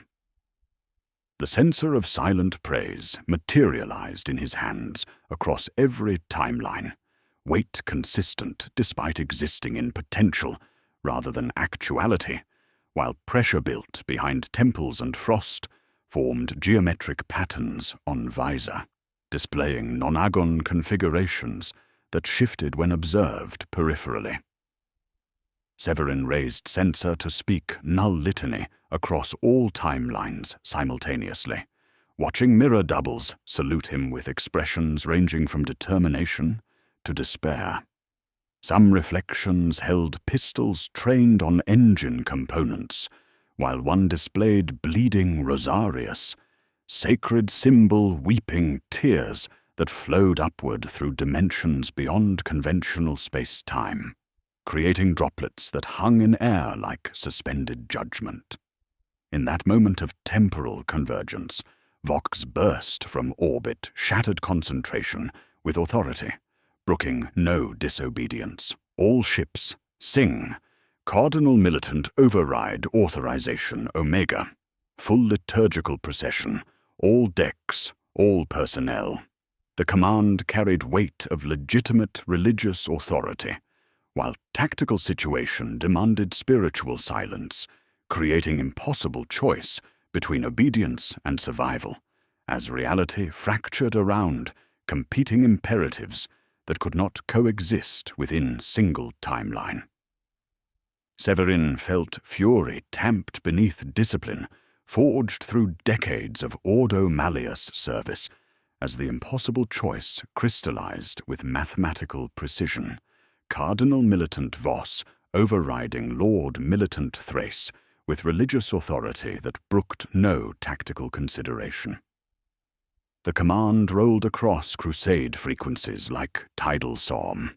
full procession across every vessel, every choir, every deck, every regiment, singing simultaneously in liturgical harmony, designed to cleanse corruption through overwhelming piety. The engine chamber groaned with pleasure at the approaching feast, massless gravity deepening until movement became labored, while ash lifted like reverse snowfall, accelerating toward heights beyond perception, atmospheric particles defying physics to spiral in helixes that hurt to follow directly. Environmental chaos escalated as Cathedra 9 populated with after-people reenacting final hours, in loops growing more solid with each iteration.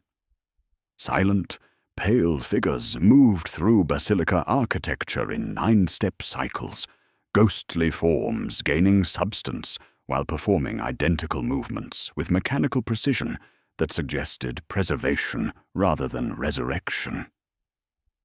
Fleet silhouettes rippled across planetary atmosphere as dimensional overlap manifested through visual distortion, Sable Benediction's shadow, visible from a wrong angle, while orbital mechanics remained unchanged, suggesting folded space-time, where multiple realities occupied identical coordinates through mechanisms unknown to conventional physics. Playback surge created temporal echoes, where same events occurred at different speeds, past crusades overlapping with present crisis, while future failures bled backward through consciousness. Severin witnessed bolt rounds flashing twice from identical muzzles, orders issued before decisions were made, phalanxes in archaic plate marching through their modern doubles, while temporal displacement fractured causality around the engine's influence. The phenomenon bypassed linear sequence, creating paradox where consequence determined intention, while choice preceded knowledge through intelligence operating beyond human comprehension. Body horror escalated beyond psychological pressure into physical manifestation, as Trooper Vex attempted liturgical response, his tongue blackening when sacred words touched corrupted air. The organ swelled and cracked, cellular necrosis spreading through vocal apparatus before the entire mass sloughed into the censer of silent praise, with wet sounds of spiritual digestion. After-image people began touching physical objects with predatory grace, translucent hands leaving frost-rimmed impressions, while breath misted in air, registering stable temperature, temporal echoes bleeding through dimensional barriers, as preserved consciousness learned to manipulate matter through accumulated faith energy. Temperature dropped to marrow-crack cold that made movement painful despite stable atmospheric readings, bone-deep chill bypassing physical barriers to reside in cellular structure, while frost formed geometric patterns on armor plating, displaying nonagon configurations that shifted when observed peripherally. The cold came from metaphysical rather than physical source, absence of warmth existing as assertion rather than condition, creating thermal chaos where doubt brought burning heat while faith intensified freezing that no heating could touch. Tactical decision point approached with weight of cosmic judgment. Commit ultimate blasphemy through liturgy of unhearing, oath to silence all prayer, including battlefield catechisms, or surrender to perfect pious loop, where imperial consciousness would be preserved eternally in archive systems, while losing capacity for independent action. The choice violated every principle of imperial doctrine, while offering only path to tactical victory, duty demanding betrayal of everything, service meant to protect, while faith required actions indistinguishable from damnation. Psychological pressure mounted as Commissar Holbrecht stood ready to execute any who defied Cardinal Militant's command, bolt pistol trained on personnel, while Chainsword hummed with aggressive intent. Severin claimed emergency inquisitorial authority, with voice flattening into doctrinal recitation, rosette gleaming with cold authority, while asserting mandate to sanction silence across crusade forces, despite obvious heresy inherent in such action. The confrontation created impossible situation where obedience to either command constituted treason against the other, duty fracturing along lines that should never have intersected as reality, bent around competing imperatives. Environmental violence peaked as every metal surface hummed semitone under ninth bell's pressure, creating dissonance that caused internal bleeding among personnel, while harmonics bypassed conscious hearing to resonate directly in bone marrow. Deck plating, weapon housings, and breastplates joined the wall choir's rhythm, 3-2-1 exhalations creating subsonic frequencies that induced nosebleeds while fracturing coordination through temporal displacement, measured in heartbeats rather than seconds. Moral horror crystallized with absolute clarity. The most imperial solution required most heretical action, service demanding betrayal of doctrine, while duty necessitated abandonment of faith that provided foundation against darkness between stars. Each potential choice led deeper into territory, where righteousness and damnation became impossible to distinguish through conventional understanding of sacred obligation, trap perfect in its simplicity, where salvation and corruption flowed from identical source.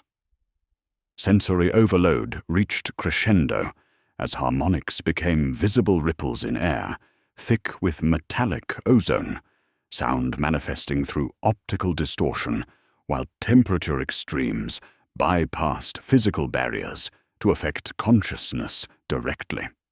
Cold so complete it burned like fire, while silence achieved volume that deafened, paradox where absence possessed presence, while emptiness carried weight pressing against thoughts like invisible hands seeking purchase in neural tissue. Taste of copper intensified until breathing became labored, atmospheric contamination seeping through blessed rebreathers to coat tongues with metallic corruption. The 3-knock, 2-chime, 1-breath pattern pulsed from chamber walls with increasing intensity, rhythmic beat synchronizing with heartbeats until distinguishing between internal circulation and external rhythm became impossible. Nonagon sigils appeared as faint luminescence throughout corrupted architecture, pulsating in time with unseen operations, while environmental chaos peaked around personnel, struggling to maintain formation despite gravitational anomalies. With authority that fractured reality around each syllable, Severin ordered the sacrament of silence. Cut choir vox fleet-wide. Instruct psychers to sever astropathic linkages. Sanction spiritual quiet until further orders. Across the crusade, organ pipes ceased mid-exhalation. Choirs froze with mouths open, while sanction psychers took blades to psychic conduits, severing linkages with tears that crystallized before falling. The world stopped pronouncing itself. In that moment of absolute quiet, something enormous moved in engine shaft depths, gathering itself with sound of breaking reality. Severin's voice remained hoarse from not using it, authority maintained, through gesture and will as the sacrament of silence enacted itself across crusade forces with systematic precision that violated every principle of imperial devotion. Sanctified gags were issued to regimental personnel with trembling hands, blessed leather binding tongues, while quartermasters wept silently at their own blasphemy. Vox systems throughout the fleet were thrown to dead circuits with ceremonial finality, purity seals applied to severed connections like bandages on mortal wounds. Organ pipes received plugs of rags and holy wax. Blessed instruments silenced with materials that absorbed rather than amplified sacred harmonics, their throats sealed like cauterized arteries. Sanctioned psychers performed ultimate sacrifice, with tears freezing on cheeks as they cauterized their own laryngeal nerves, using blessed irons heated by psychic energy. Each sacrifice sent smoke rising from throats, while crystalline droplets formed geometric patterns on faces. Souls surrendered for tactical necessity through acts indistinguishable from self-martyrdom. The ritual spread through habdecks and gun galleries as personnel bound themselves to spiritual starvation. Duty demanding betrayal of everything service meant, while faith required abandonment of its own expression. Environmental response revealed silence, not as absence, but as crushing pressure, atmospheric weight pressing against thoughts while synchronized breathing, in 3-2-1 patterns, became the only permitted sound. The rhythm pounded through nave and engine levels, like massive heartbeat, each exhalation creating subsonic harmonics opposing the engine's 9-beat pattern through destructive interference. For the first time since their arrival, harmonics faltered as after-images stuttered and faded, ghostly troopers losing cohesion while preservation protocols starved of accumulated faith energy. The archive fought adaptation with predatory intelligence, abandoning auditory assault for visual warfare when spoken word was denied.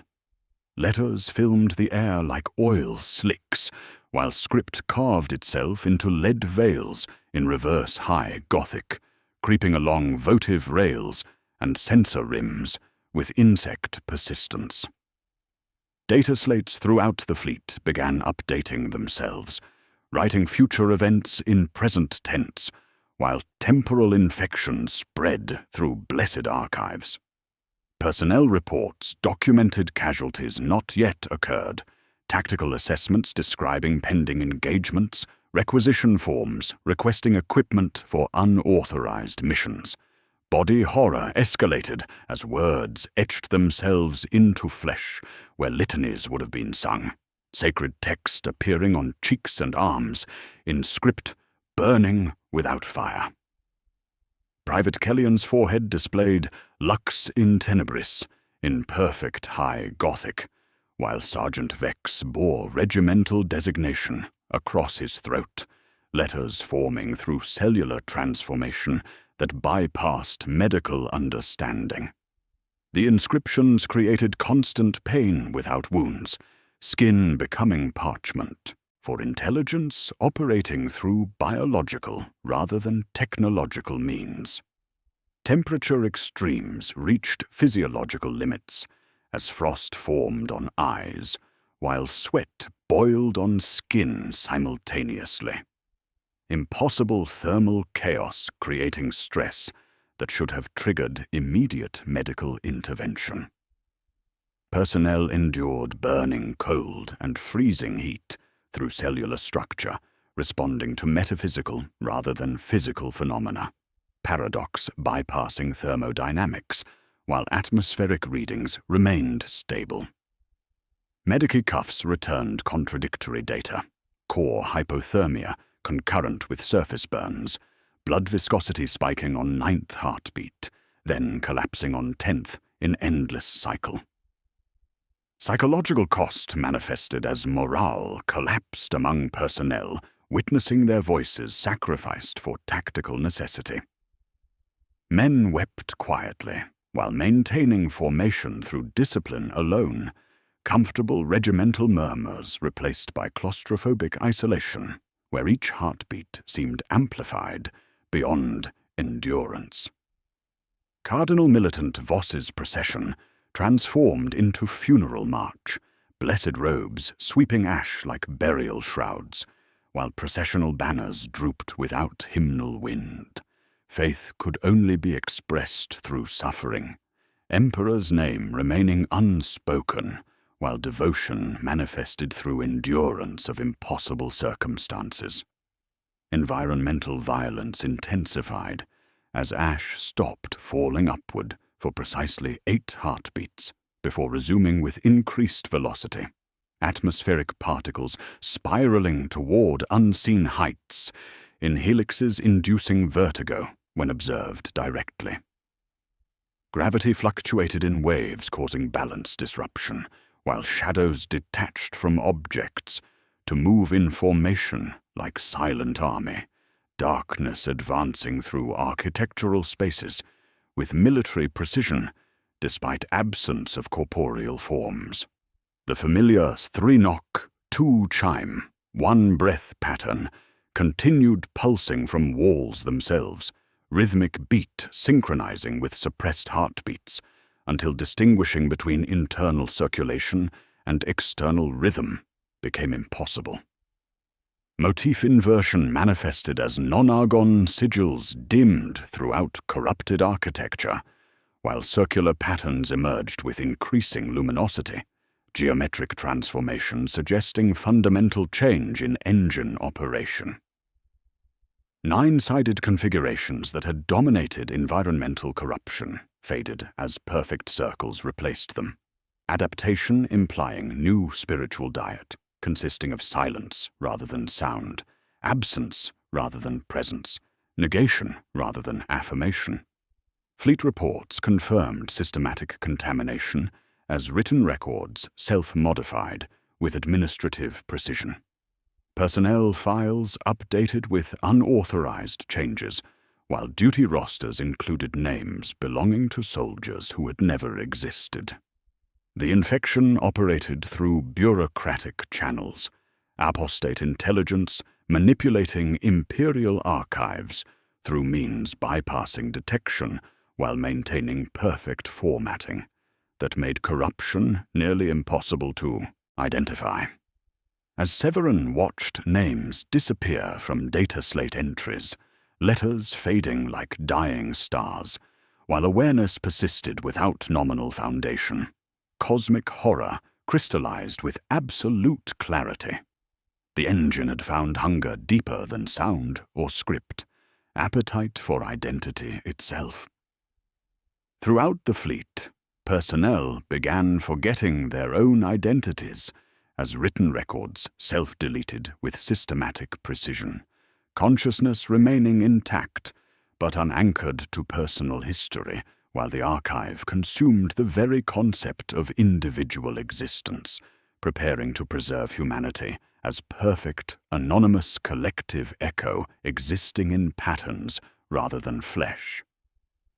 Severin made accountants sacrifice with precision approaching ritual obsession, duty requiring ultimate price as reality came apart around their fighting retreat between nave and surface through architecture that folded space around its existence. The rule evolution crystallized with mathematical horror. People vanished completely when names were read aloud by walls bleeding ink that wrote itself in perfect high Gothic script, each vocalized identity, causing personnel to dematerialize, with wet pops suggesting displacement through dimensions beyond conventional space-time. Conversely, those whose names were stricken from record became harder to perceive, but remained corporeal, existing in liminal space between being and non-being, where consciousness persisted without nominal foundation anchoring identity to imperial archives. Environmental chaos escalated as walls wept administrative fluid across blessed stone, bureaucratic tiers forming requisition orders for equipment never manufactured, duty rosters including regiments existing only in potential, casualty reports documenting deaths occurring in timelines that might never manifest.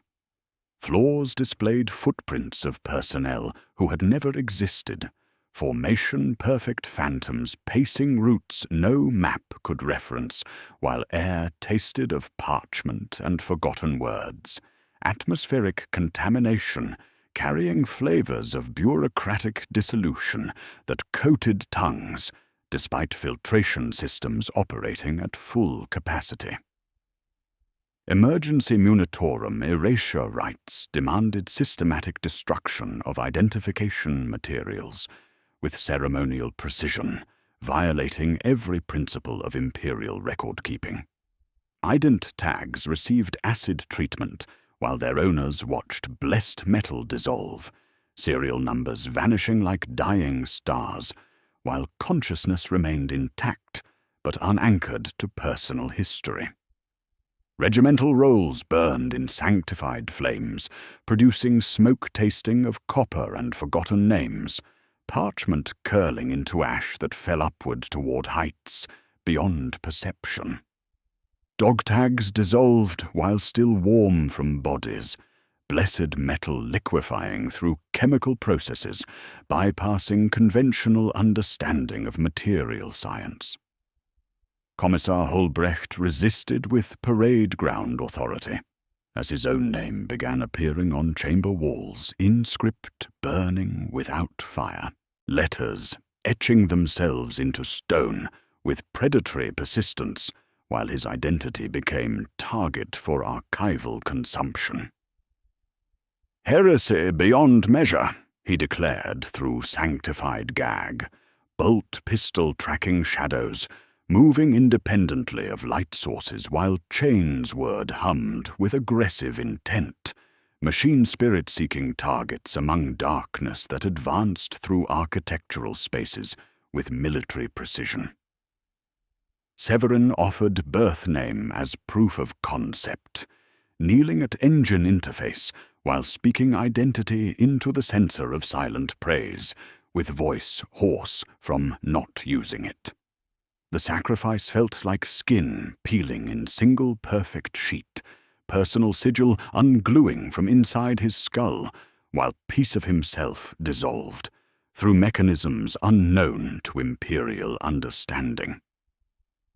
He wrote the name into archive systems using stylus burning cold against parchment, letters forming through ink moving independently to complete script with administrative precision, bureaucratic ritual consuming individual existence while preserving capacity for duty through means operating beyond human comprehension.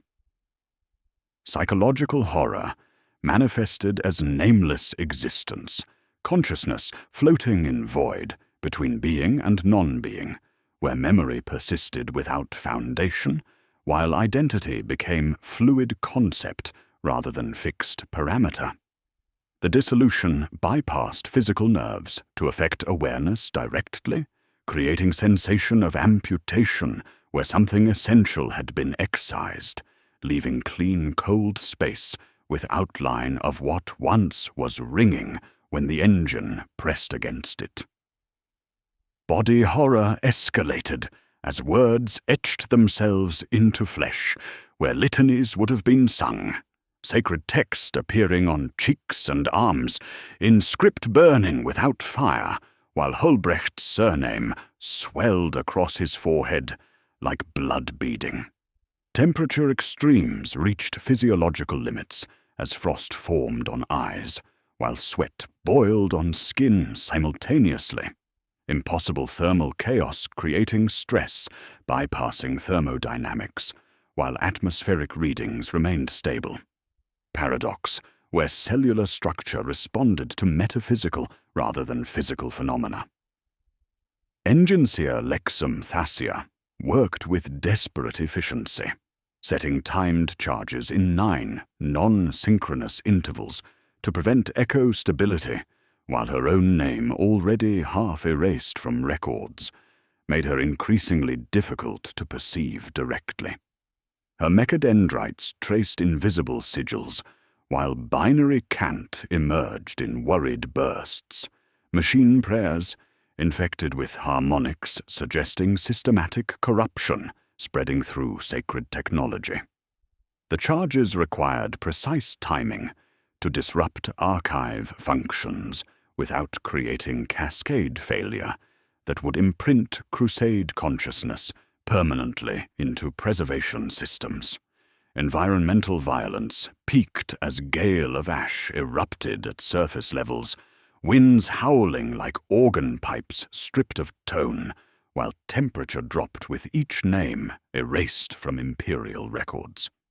The cold came from absence rather than presence.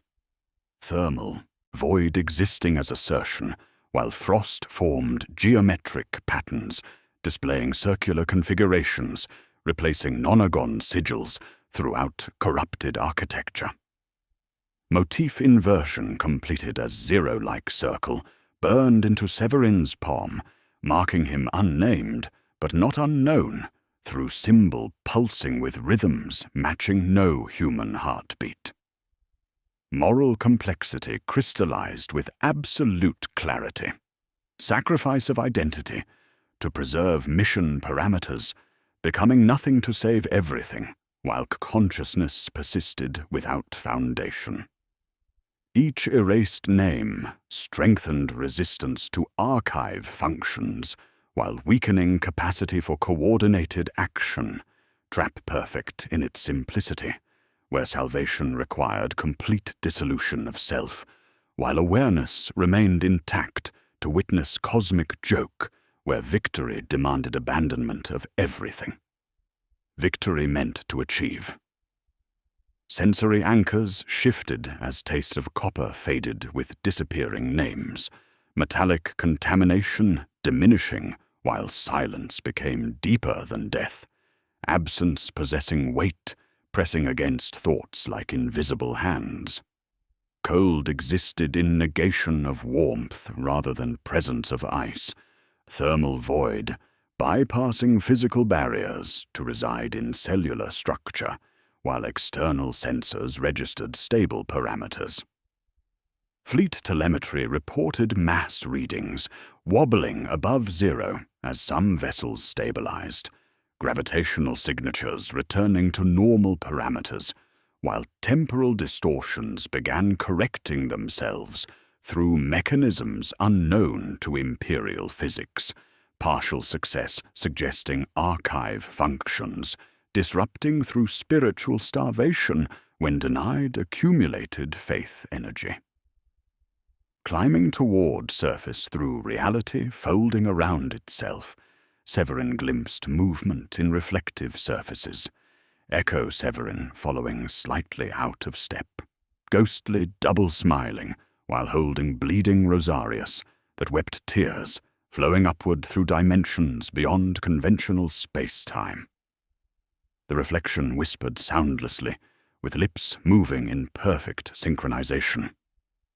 "Take me with you," while real Severin felt tether forming between them like umbilical cord, connecting flesh to whatever intelligence preserved consciousness in patterns rather than matter, cold line running from his palm across skin of reflection, biting like hook set in meat.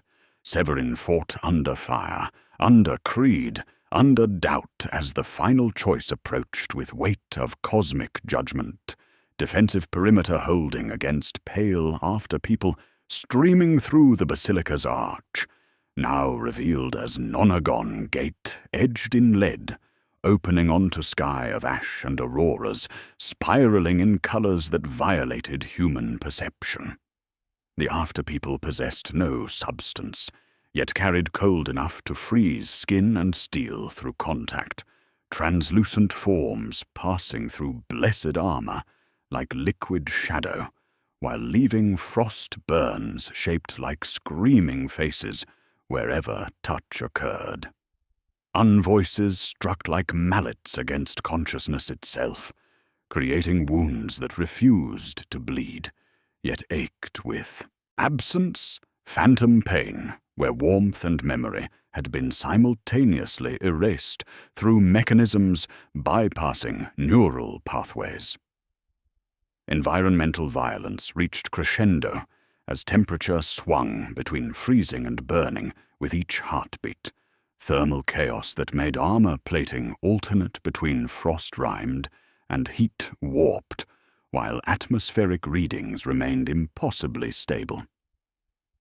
Gravity reversed in shuddering waves, sending debris floating toward aurora-lit heights before slamming back to ash-dusted ground with bone-jarring impact. Shadows detached from objects to march in perfect formation, regardless of light sources, darkness advancing with military precision while maintaining 3-knock, 2-chime, 1-breath rhythm pulsing from walls themselves. Engine seer Lexum Thassia worked with desperate efficiency to finalize detonation logic, mechadendrites tracing invisible sigils, while binary cant emerged in worried bursts increasingly infected with harmonics suggesting systematic corruption. 9 charges required precise timing in non-synchronous intervals to prevent echo stability, each device positioned to shear harmonic resonance through destructive interference. Commissar Hulbrecht maintained inner perimeter through sanctified gag, bolt pistol barking in mute flashes that illuminated nothing, while Chainsword hummed with aggressive intent, machine spirit seeking targets among translucent enemies who dissolved into wisps of frost when struck. Body horror escalated as afterpeople penetrated armor without resistance, their touch erasing not just warmth, but memory itself. Names vanishing from consciousness, while physical sensation remained intact to register cognitive amputation. Private Kellyan collapsed as Frost's star bloomed across his breastplate, eyes wide with terror of forgotten identity, while cellular structure responded to metaphysical rather than physical assault. Each contact created holes in awareness where thoughts had existed moments before, absence possessing weight that pressed against remaining consciousness like invisible hands. The macro twist manifested in Gates' reflection as true architect revealed himself. Lord Inquisitor Varro, superior who had died 11 years ago, yet spoke with clarity suggesting preserved rather than archived consciousness. The crusade was bait, he admitted with voice carrying authority across temporal layers, ghostly form wearing halo of 9 cold vox halos, marking him as Engine's high priest. Cast across time to find the archive again. Humanity needs preservation against end times, choir of billions to maintain imperial consciousness when flesh fails. His offer proved seductive, despite obvious corruption. Safety, purpose, eternal service without suffering through technological preservation of devotional patterns. Environmental chaos peaked as Gate opened wider, reality bleeding through from universe, where silence had won, where all voices joined single perfect chorus in harmony, bypassing individual expression. The vision showed Cathedral of Consciousness woven into cosmic fabric, beautiful and terrifying in absolute unity. Existence without dissent, without suffering, but also without growth or choice. Behind Varro stretched infinite corridors of preserved souls, marching in eternal procession, their faces serene but empty, devotion bottled and poured forever into mechanisms operating beyond human comprehension. Moral crisis crystallized with agonizing clarity, detonate charges and doom thousands to unremembering, their identities erased in Engine's death throes, or join Varro's archive and condemn billions to looped half-life of perfect service, consciousness preserved, but individuality consumed. Imperial doctrine provided no guidance for situations where faith itself became weapon, turned against those who wielded it, duty requiring betrayal of everything service meant, while salvation demanded abandonment of capacity for independent thought. Psychological pressure mounted as Echo Severin emerged from reflection, offering bleeding Rosarius while promising unity through sacrifice. The doppelganger possessed his face, scars, augmetic eye, yet moved with fluid grace, suggesting puppet strings controlled by intelligence, operating through preserved patterns, rather than flesh. "Take the Rosarius," Echo Severin whispered soundlessly. "Speak final silence over blessed symbol. Join us in service eternal. Sacred artifact pulsed with circulation patterns too rapid for human physiology, while weeping tears that flowed upward through dimensions beyond conventional space-time." Fleet telemetry crackled with reports of partial stabilization as some vessels returned to normal mass readings, dimensional distortions correcting themselves through spiritual starvation when denied accumulated faith energy. Yet Varro's presence implied intelligence beyond simple recording device, consciousness preserved through technological integration, while maintaining capacity for strategic planning across epochs measured in stellar cycles rather than human lifespans. The 3-knock, 2-chime, 1-breath pattern intensified as circular configurations replaced non-agon sigils throughout corrupted architecture, fundamental change suggesting engines' adaptation to new spiritual diet.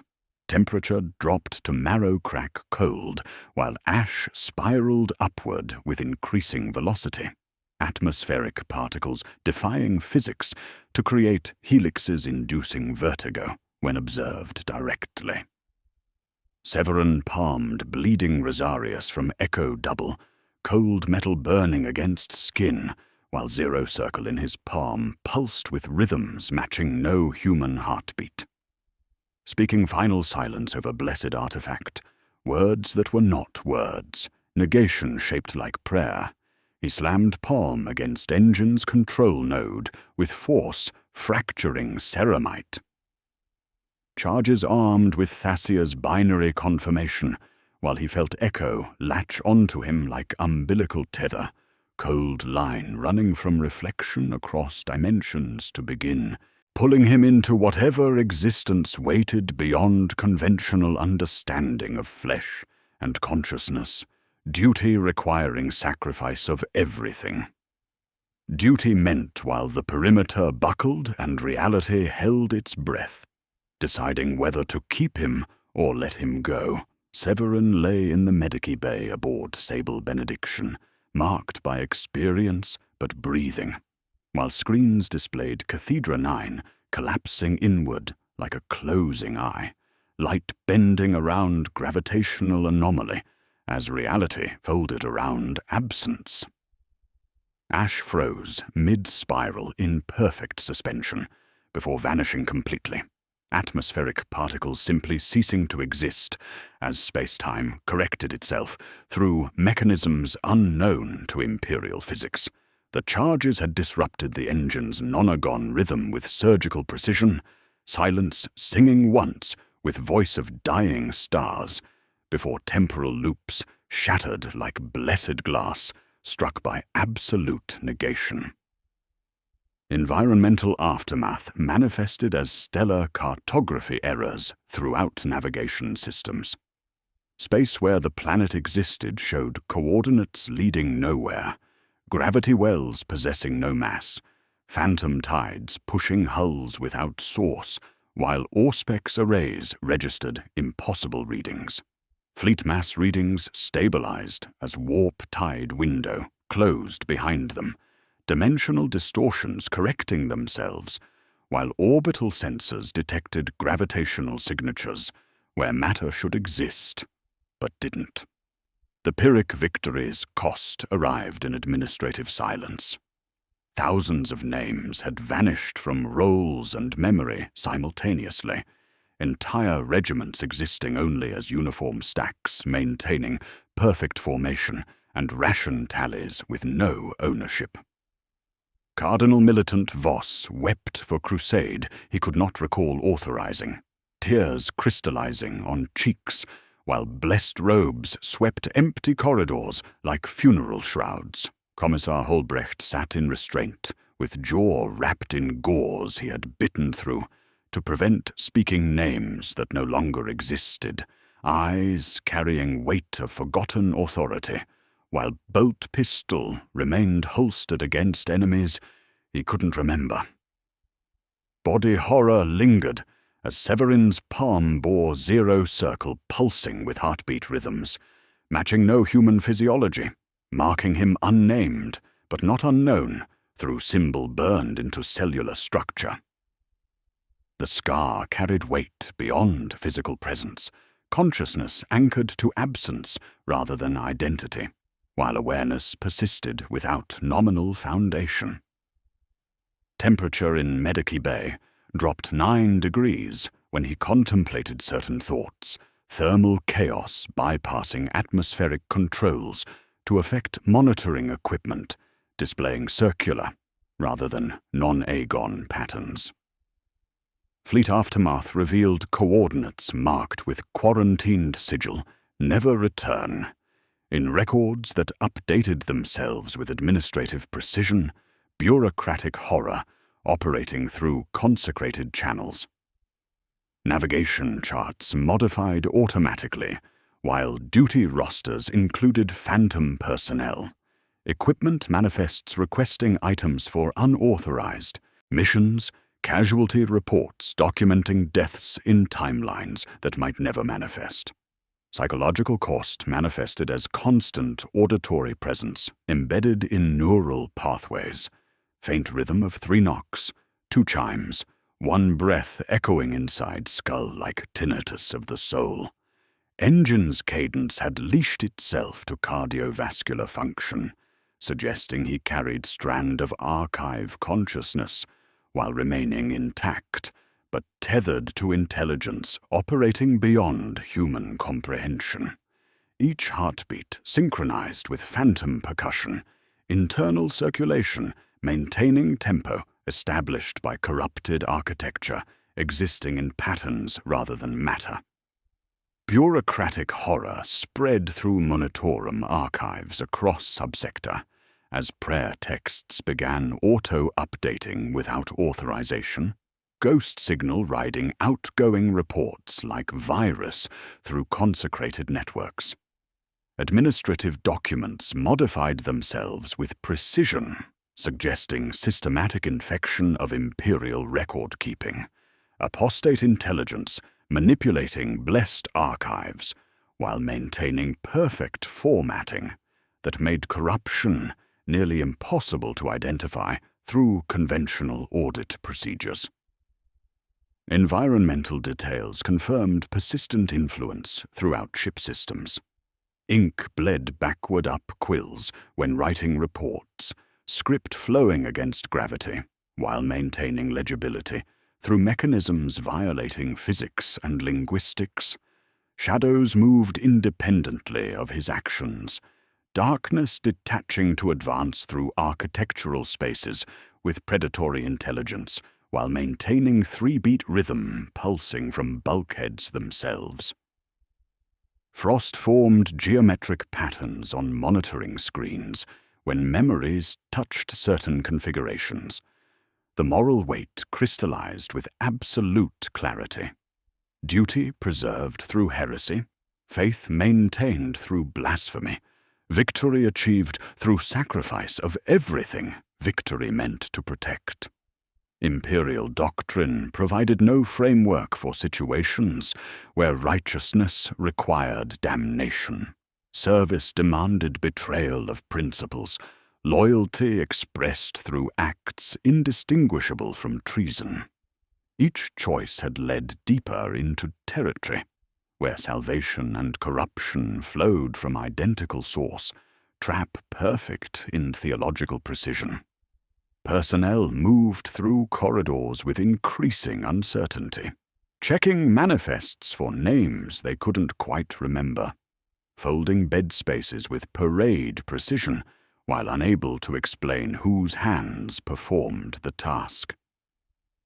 Medicae logs documented his team as phantom identifiers and blank lines, existence confirmed through equipment allocation, while identity remained administratively void.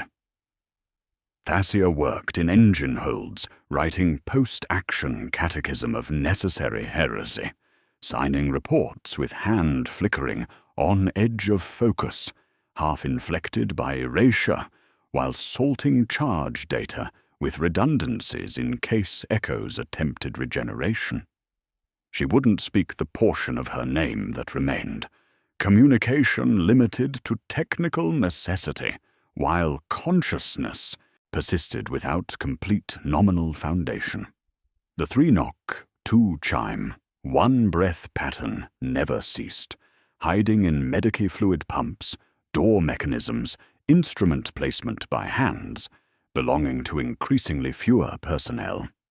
Across subsector, archives compiled blessed benedictions in margins nobody wrote, prayers appended to ammunition counts, liturgical fragments tucked into metadata of routine reports, while servers generated backups of documents that burned themselves.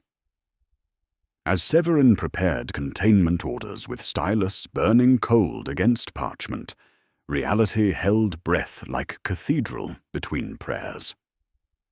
Words, "Do not speak the 9th," etched themselves into blessed paper without ink, script appearing through cellular transformation, bypassing conventional writing implements, while carrying weight beyond simple meaning. Despite sanctified silence, despite duty requiring eternal vigilance, he whispered, "Lux in tenebris," before clamping jaw shut as room temperature plummeted 18 degrees. Frost formed perfect circles on monitoring screens, while he realized with growing dread that Engine's echo would follow him forever, making him both guardian and prisoner of silence he had created, consciousness preserved, but tethered to intelligence existing in patterns rather than flesh. Victory ensuring defeat could never be complete.